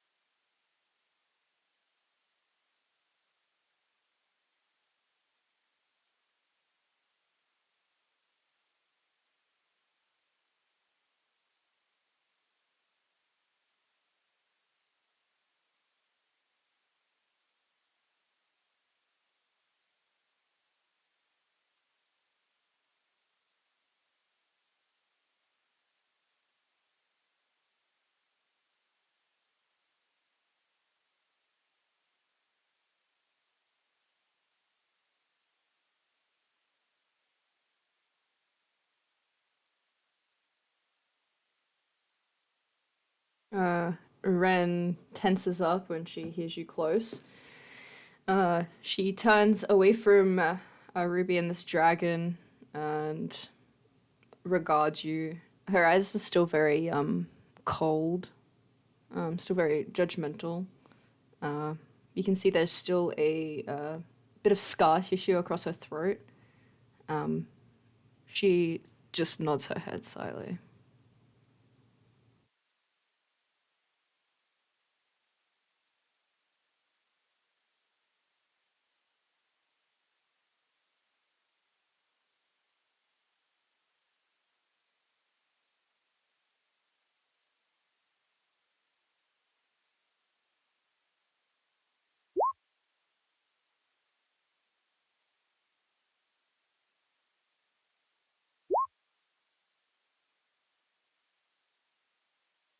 She is doing that thing where you know someone's listening, but they don't want to give you their full attention, so they pretend to do other things. You see, she is cleaning off the edge of her blade against the snow. She starts like putting it away, as if kind of busying herself, trying to feign a lack of importance on what Oren's saying. Although you can tell, you know, not even just by twin sense, but by common sense, she's intrigued by what you're saying.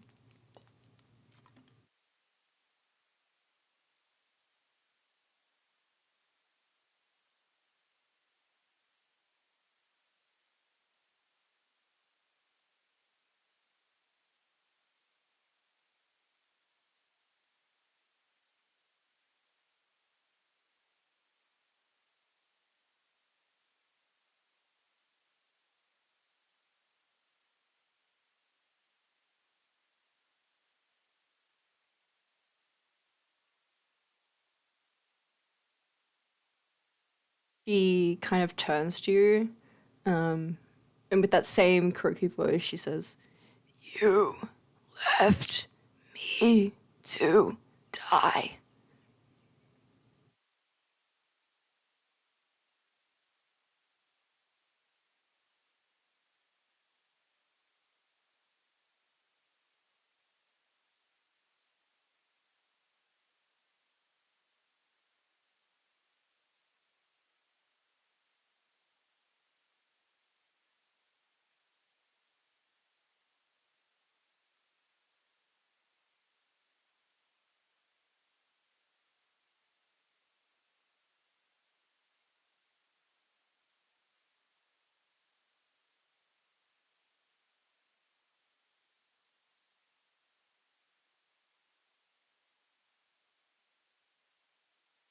you see a slight shift in her eyebrows. Um, she frowns and peers down to her hands, which are stained with the dark blood from Peter. And after a few moments of considering everything that's happened, um,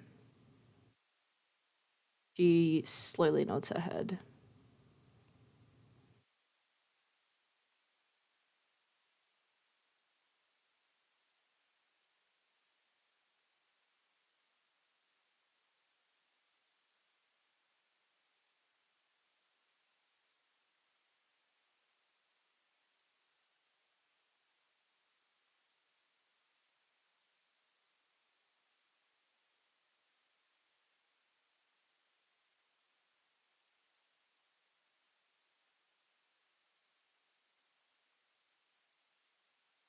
She's resisting the urge to smile in any capacity, but she also nods her head again.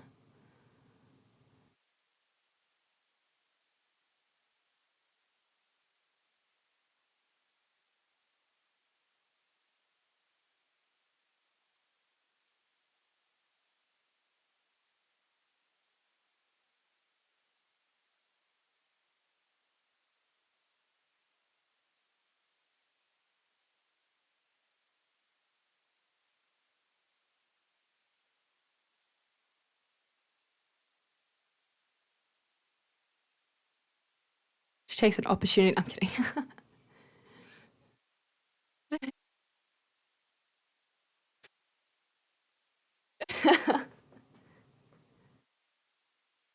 There's a frown on her expression as she kind of turns back around and says something low to Ruby. Hard to hear over the blizzard. But yeah.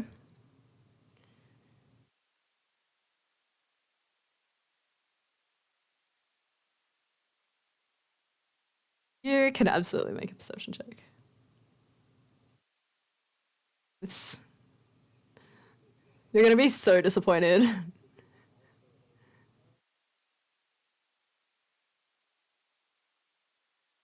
Oh my god. How long does it last forever?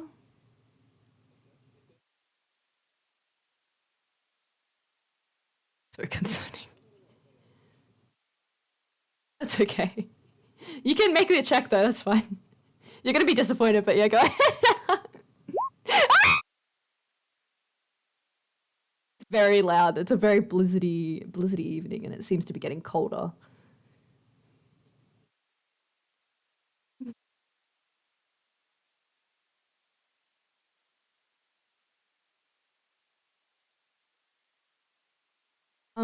I think, Debly, you know the reason that you were rushing up here, right?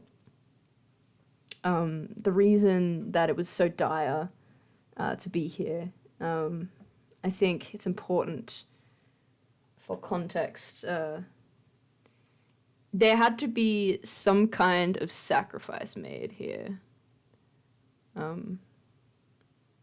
The extent of which you guys probably can't see at this very moment. And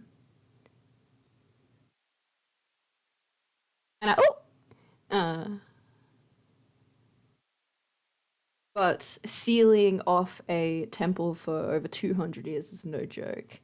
So there had to be a cost. The doors are slightly ajar, as they were 200 years ago. The text is still above the door, engraved in the stone. It says "Blood of the All-Seeing," and then written on the door in blood is "Who brings the gods to their justice? Come witness their trespass."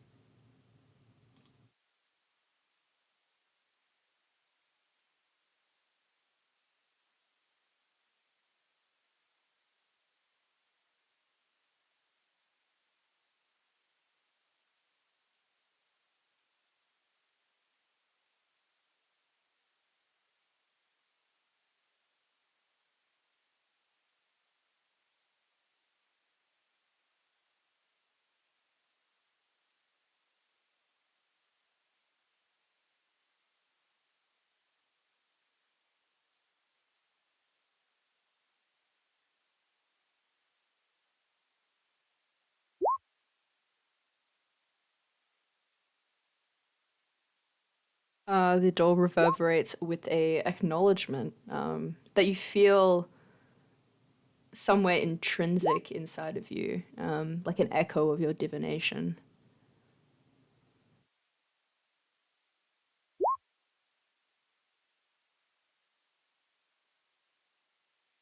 Swings open for you. And you can see a dimly lit hallway, as if suspended in time. The torches are still lit, and you can see drops of blood, which also seems relatively fresh.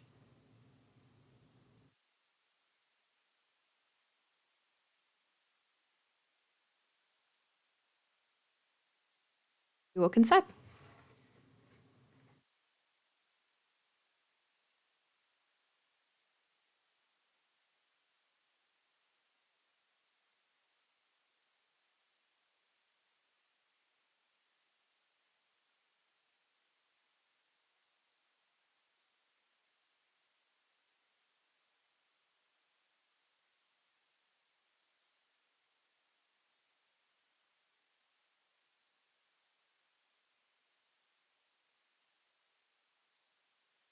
So Noan, quick to move up after you guys. The pelican is like, no, no, just leave it to me. I will bring the beast inside.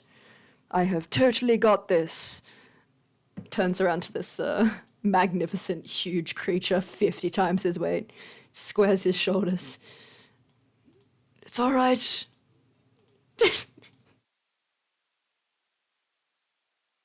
Literally. These guys also come inside. Come on, old chap. I have no idea how that's gonna go. Yeah, I think that's like, I think Ren and Ruby will probably be outside helping. Let me just make a quick athletics check with this guy to see how he does. Huh!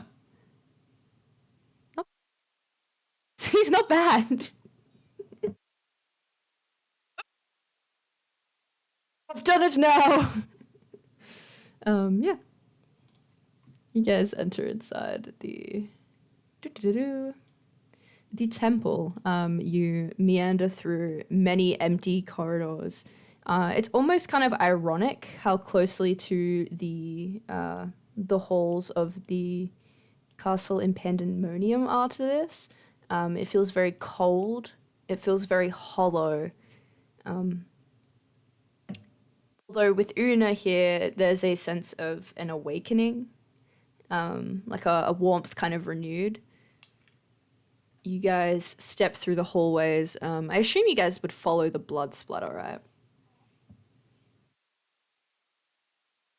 It seems like there's a way to go, and the way to go is through this blood splatter, leading to like a central area. You guys continue on. You see splattered in blood and smeared on the floor. I served with my eyes shut, but now I see. Further up on a wall, it says, "Love is never earned unless it's piety."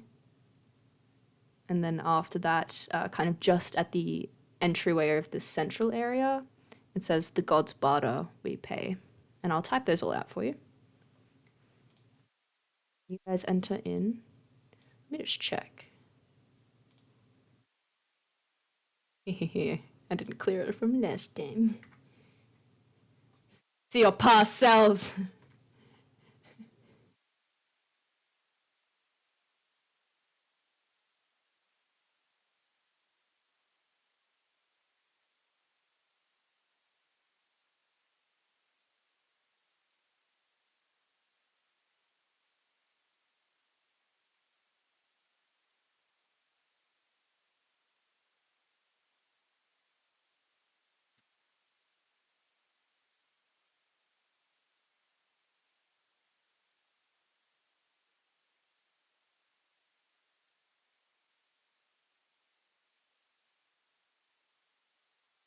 Very fresh.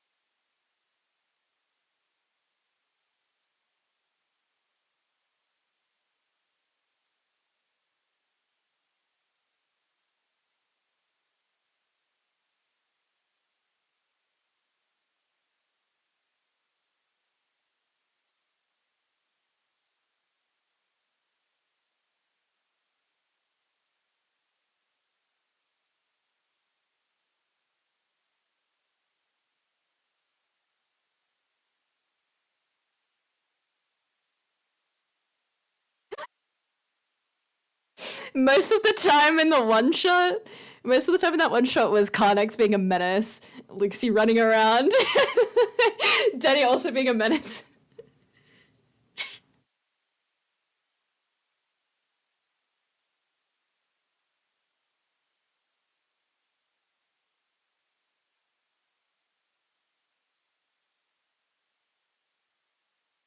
You are free to make me a history check because you did go through a little bit of library researching.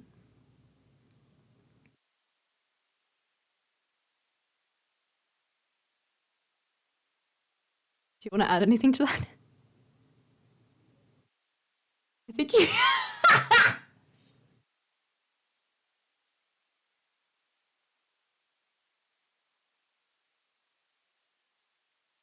Believe you have a D12. Um, I think you do. I don't know, but I have it that you have it. I think you might have done something, and I was like, wow, that's really cool. Have a D12. That's better. 13. You have gone on to learn that this place is specifically designated for the Oracle as their residence. You know that this place is chosen and is a kind of very sacred temple to them. It is where they reside primarily. You do know that it has a deep connection to the plane's magic forces. This is where the weave is thinnest. Not only that, but this place is where the connection to the gods, the Olympians theorize, is the strongest. But you guys obviously know that the Olympians see magic in a very, very different light as to the Elven people. Magic to them is more about sacrifice and like piety and earning the ability to do things. It's also kind of frowned upon by those who aren't necessarily devout, which is if you guys remember why in Chaos they reacted in a very strange way when the Una was casting Shadowblade at zombies. Um, you also know that there is an access point in here, a teleportation circle to Arcanos.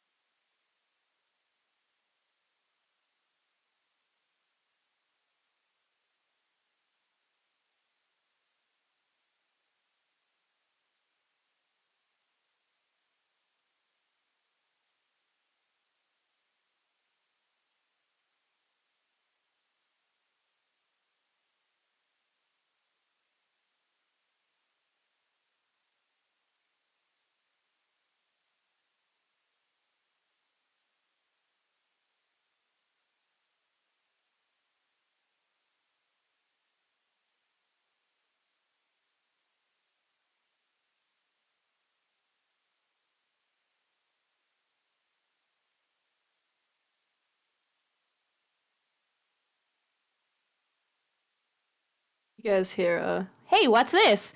It's okay, I'll fix it, don't worry. And no one's like, oh my. Jesus.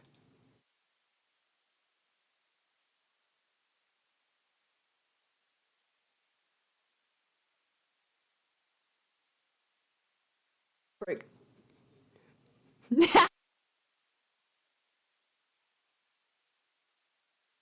Lightning strike here button. He knocked over a ornamental vase. If you wanted to like look closer, you probably can, but it seems like more of a decorative piece. Maybe it has some ancient attributed value. Impossible to see upon a first glance.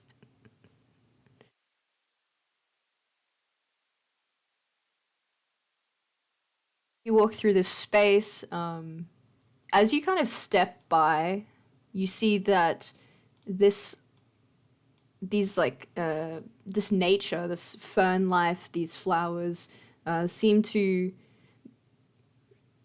work up in your presence, as if you know, have been destined to be here, and that destiny is finally being met. You kind of can see a little bit to the north of the map, out here. that shift ping? I hope it did. There is a obviously you can see the snow has swept in. There is an outside area. And if you look closer, you can see that there is a kind of glowing, almost like purplish ritualistic circle outside. And Una, you have seen this before. You've used something like this before. You also notice the parts of the room. You see this is a woman standing, not necessarily with the snake or with the bowl, but she does stand in a very pious way. Her eyes are upturned to the ceiling. Both hands are clamped together in a prayer symbol. She seems like she's very old, as in the structure itself is very old. And her kind of dress glimmers with this like dusting of blue. It's the only color on the statue.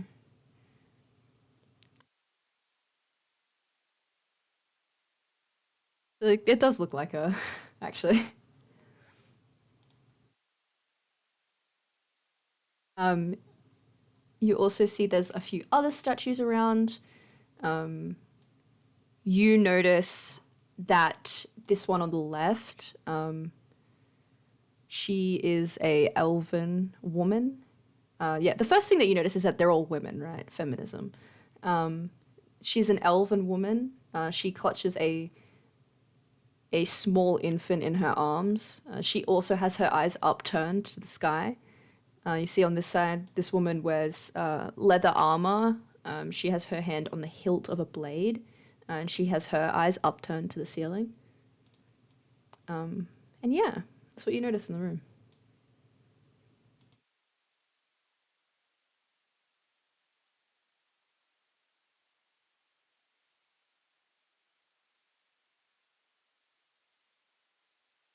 You look up at the ceiling. You see a visage of the sky. You see constellations splayed out. You see the constellation that you often draw splayed out, casting itself kind of ironically down in the center here. You also see, as if that was a skylight, wrapped around the depictions, almost like a Renaissance painting of the Olympian gods. You see all 12 of them up there. You can pick them out one by one, each, adorned in their own sort of manner.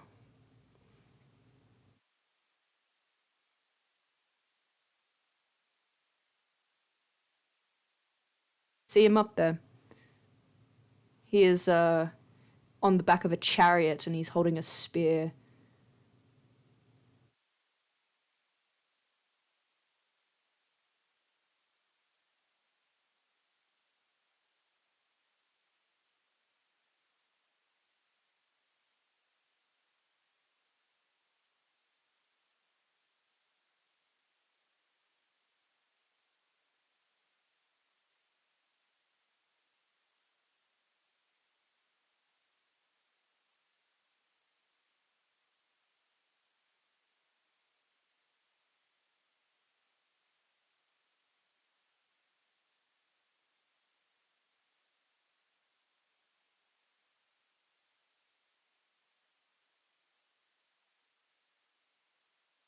You see something in Celestial.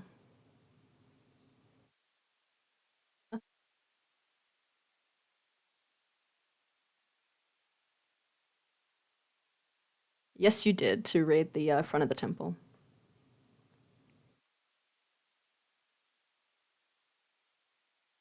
You walk up, you peer down.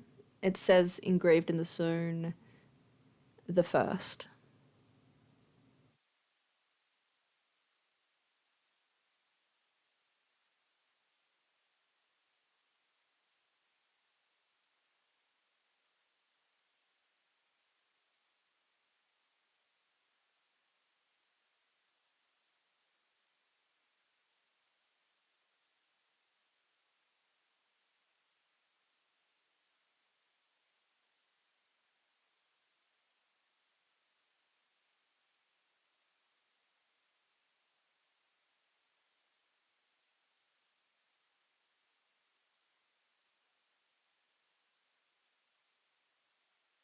It looks like the ritual in Pandemonium is a bastardization of this,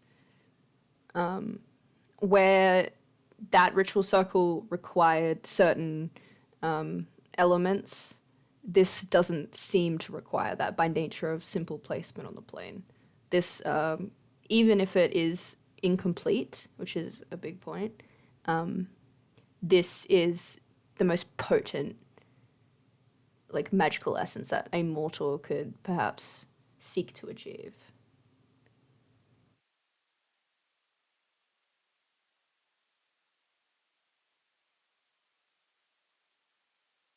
Certainly try, but there's a sense of incompletion with it. Like there's something missing here.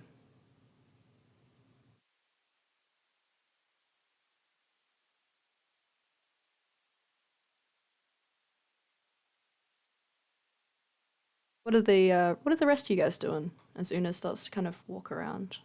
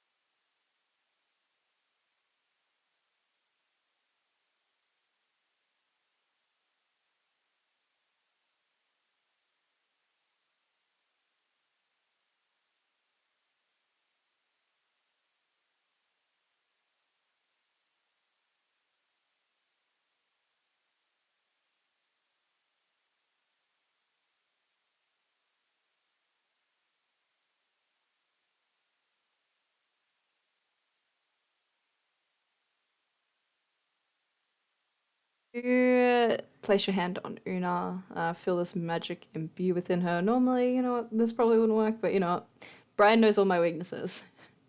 And Do you choose a specific plant?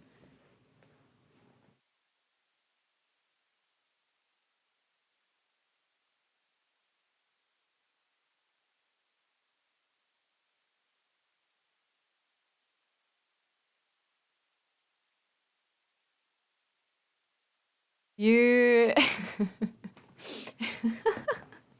you see one of these blue roses keel over and kind of yawn. Oh, well, I say, this is the best bit of action we've seen for a while, ladies. And they all go, beep, beep, beep, beep, beep, beep, beep.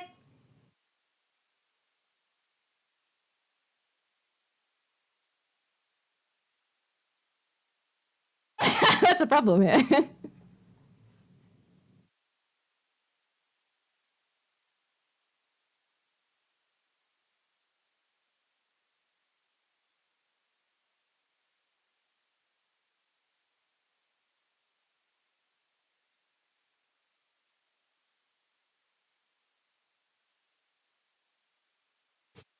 Speaking to us, isn't that funny?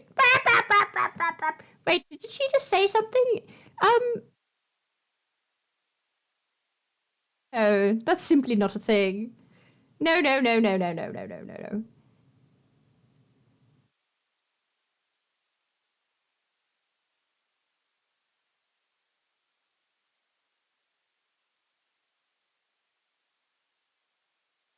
Why is this human looking at us and speaking in plant? It is some divine. Oh, they peer at you.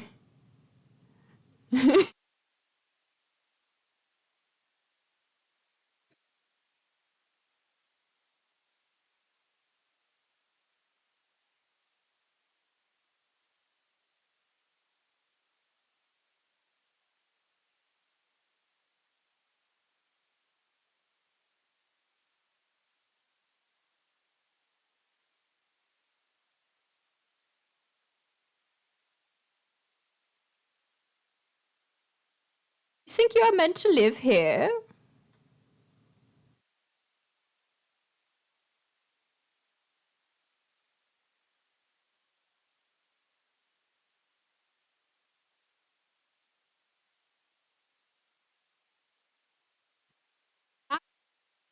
What a peculiar thing to say. Don't you think it's peculiar, girls?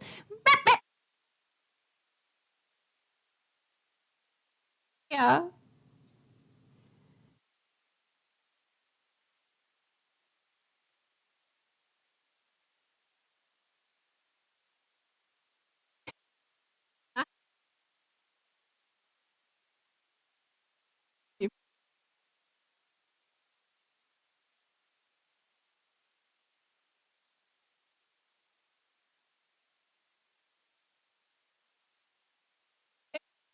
People would live here.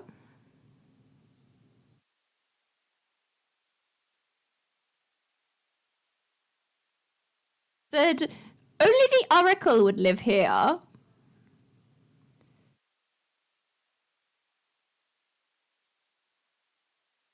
No, that cannot be true. The Oracle walked out to the front after that strange disagreement with those rude entryway people. You see them lingering out the front like they owned the place?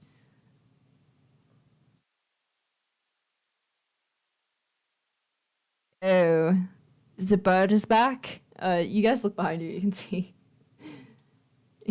see this freaking pelican has somehow found a rope, or perhaps been given a rope, and is dragging this dragon with literally every part of its might and stubbornness.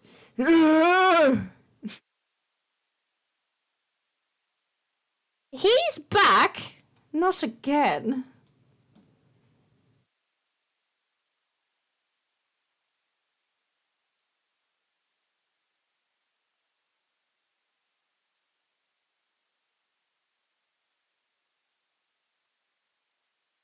Simply can't be true. Alina just walked out the front door. She'll be back any moment.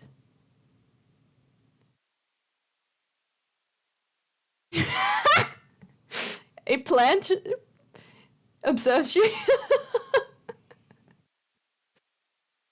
I don't know how a plant feels emotions. It's a good question. Oh, that's a pity, dear. It's a big pity. I quite liked her.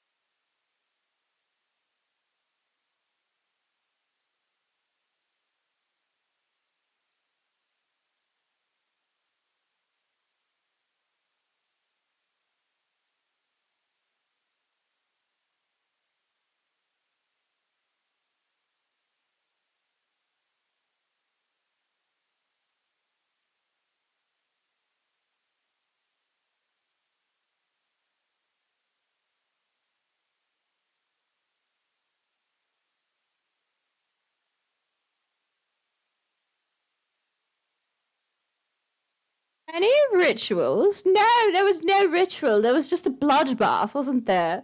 Oh yes, it was quite the bloodbath.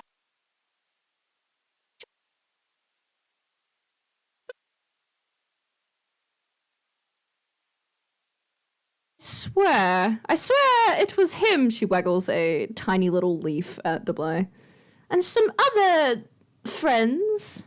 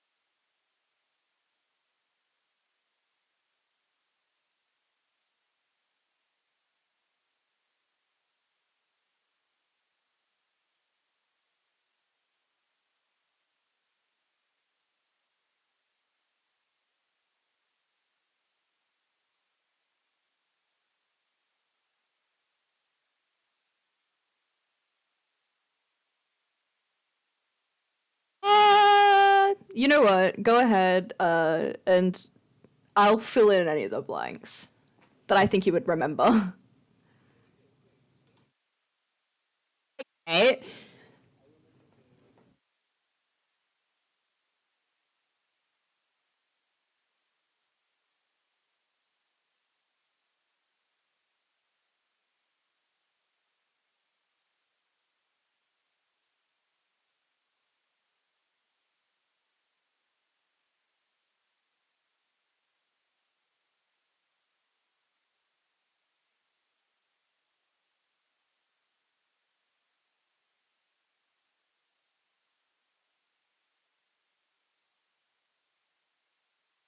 That seems pretty accurate. That seems pretty accurate to me.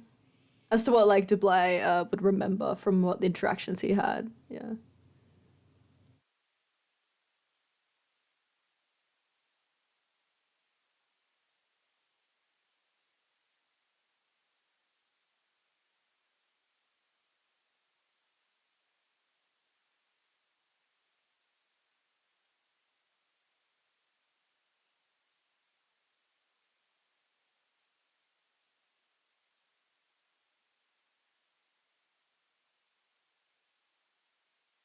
Yes, we are wonderfully cared for. Meep, meep, meep, meep, meep.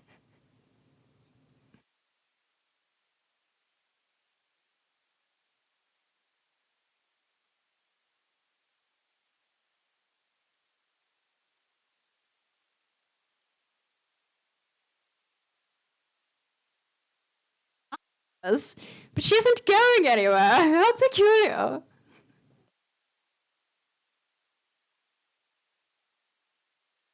You can hear them chattering, bro. You can hear them chasing you. It is worth noting that this temple has a few rooms. It also has a like room specifically for the oracle. It's probably like the bigger master bedroom. It has enough room to house all of you guys if you wanted to stay here. Um, Not necessarily enough to house a dragon, but the dragon can hang out in this common space. Um, oh my god, no. Oh no. Right? Kind of cool. As Una starts to kind of walk away, this dragon kind of sits up. I should not have lived. I have failed.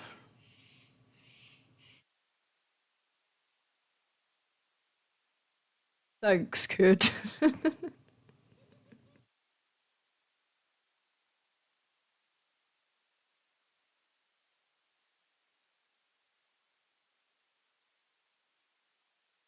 It rests its head on the edge of these stairs, peers onward. Although its eye seems to catch on something as Oren walks away and reveals his back.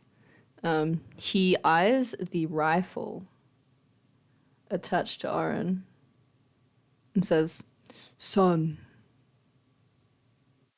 to catch his attention.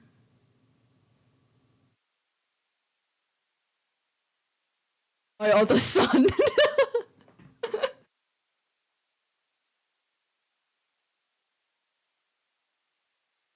yes, approach.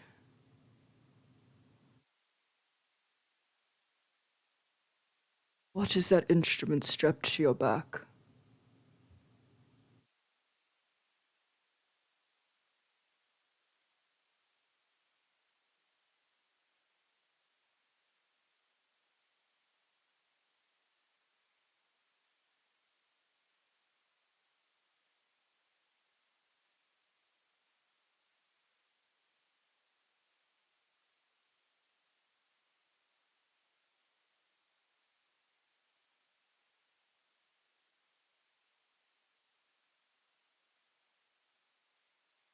I can see that it has attached itself to you.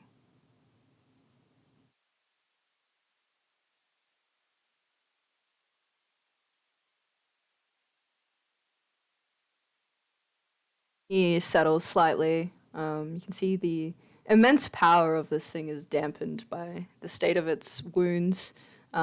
Ruby seems to be tending to them to the best of her ability, although she is not a healer. It says, perhaps debt between us might be settled. Its eyes still linger on the rifle.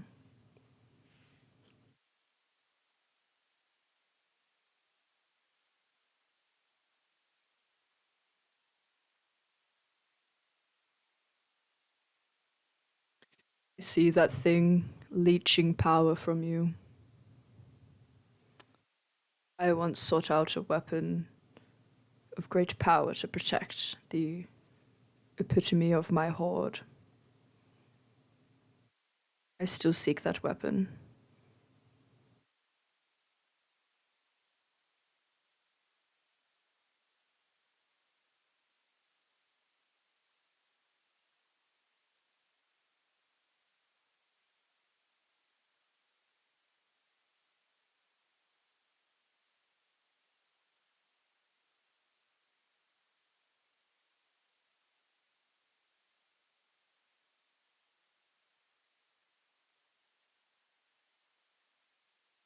Whatever you like, my friend. It's up to you.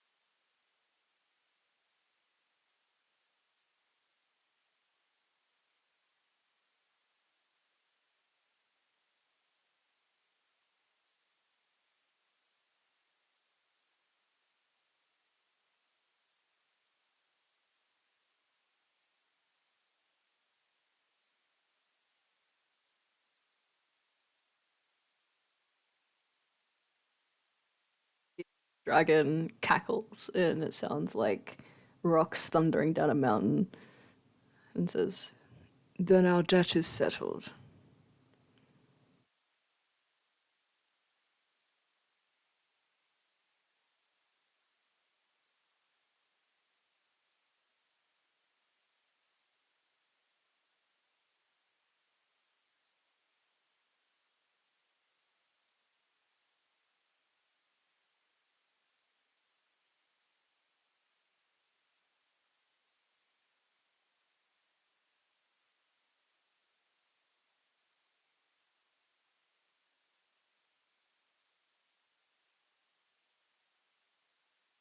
Is it before me? you hear the gun is like whispering menacingly, just very mean things like coward. And um, it does sense the strength of the dragon. And this weapon is, again, like we said, perhaps the most powerful weapon on this plane, but it is also very arrogant. And to lend itself from a celestial to a dragon is a step up in its books. If you feel itself start to unattune to you, if you so wish.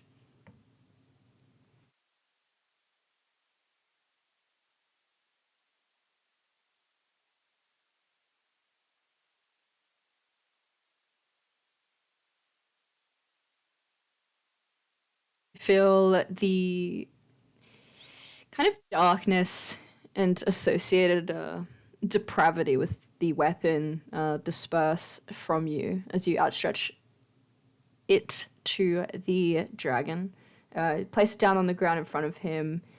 He seems very happy with himself, as if he's finally received a weapon of immense power that it can guard, as if it has a purpose again. It kind of curls its body around the weapon and seeks to heal with the help of its, I hesitate to say friends, maybe subordinates in a strange way, associates. Um,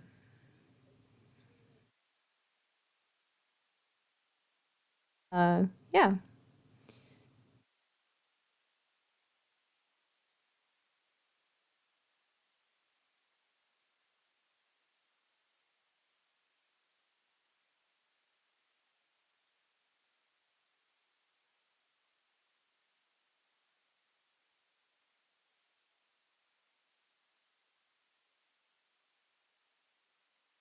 lol. Dragon with a gun.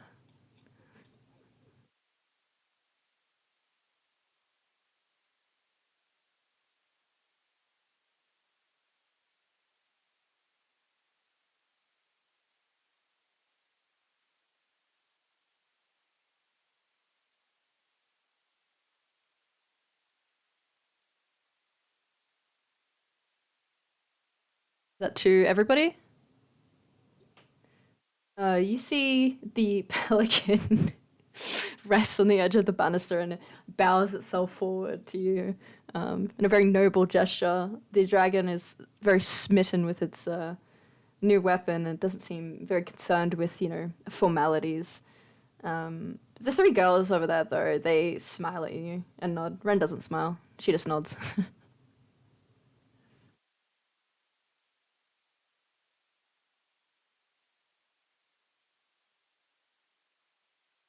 Is uh,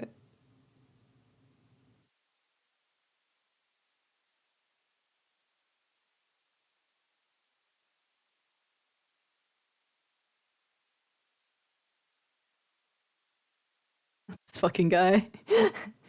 This fucking guy. Very cool.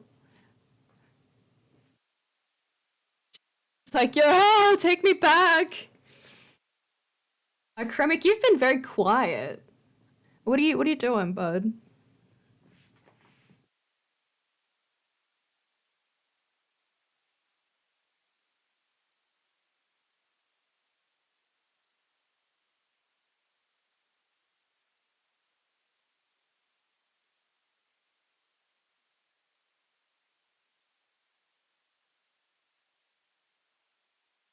Delicious. So, as I suppose as Una steps outside, that's correct. Just heading out. You walk outside and you see a ledge. You can hear the whistling winds. At the edge of this ledge, you can see a glowing blue ritualistic circle. You can see the pillars, you recognize them, although these seem to be more made of stone. I have a piece of concept art. Let me go find it, actually, because it depicts exactly what I want. Yes, please enjoy a break, although we will be wrapping up very soon, so...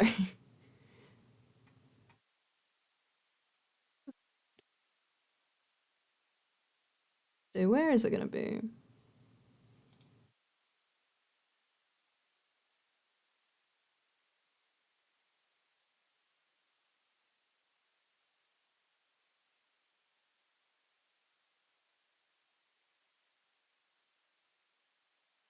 Dragon with the gun. Dragon with the gun. Did you pick up that ice gun? I'd hope so. It's pimped out. It looks pretty dope. Pretty dope.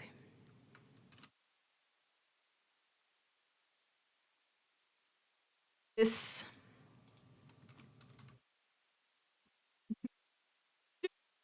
It's kind of what it looks like.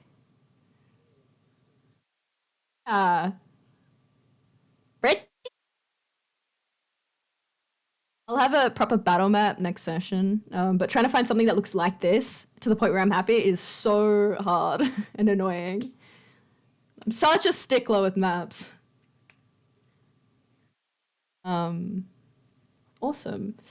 So I assume you guys, Una, you go inspect this ritualistic circle. I'll have more for you, next week. You guys, I assume, like, stay the night. There is a teleportation circle to Arcanos here. I assume everyone's gonna, lick their wounds, heal, spend the night, and then wake up in the morning and decide how to move forward. Awesome. Cool. Is it a safe long rest? How delightful. Oh my god. Oh my god. Delicious. Yes, it is indeed a safe long rest. As you guys head to sleep that night, perhaps the best sleep that you guys have had for a long time. Although you do have a very peculiar dream, of which all of you actually share, which is very strange. You guys feel yourself floating in a dark space. You see yourselves in almost like a circle, like a sharing circle or a friendship circle, observing each other in this kind of floating abyss. And each of you has a mote of light in your hand. And what this represents is that not only do you guys get a level up from the session, but as you guys move into level 12, I believe it's, feats or ASIs, right? Or am I wigging out? Awesome. I am happy if you want to choose a feat at this level for you to homebrew me something which seems to fit with your character, which, you think relates to somewhere in their journey, which kind of makes sense, which is something really cool. Drop it to me, and then you can use that as a feat. It's this level up. Whenever you next level up, you can use it. Yes. Cool. So, homebrew me a very cool feat. Let me look at it. Make sure you relate it to something in your character, not just something super OP like I kill everyone, I don't need to roll. So I'll cry.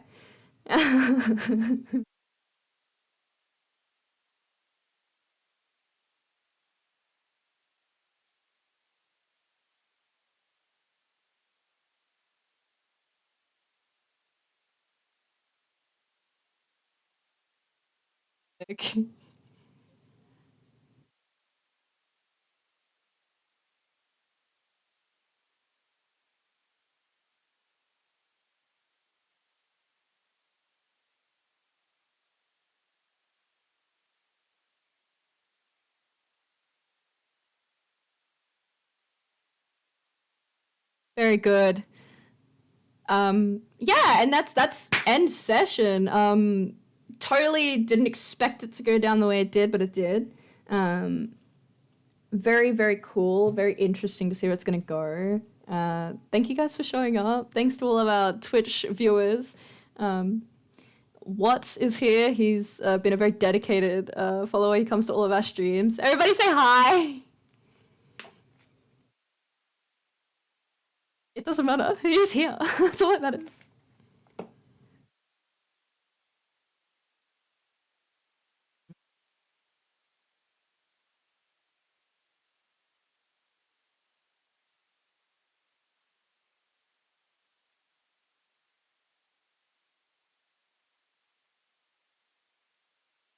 Yeah.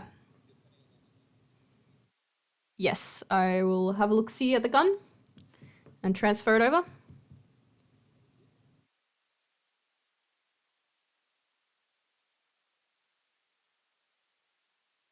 Oh my god. Ah!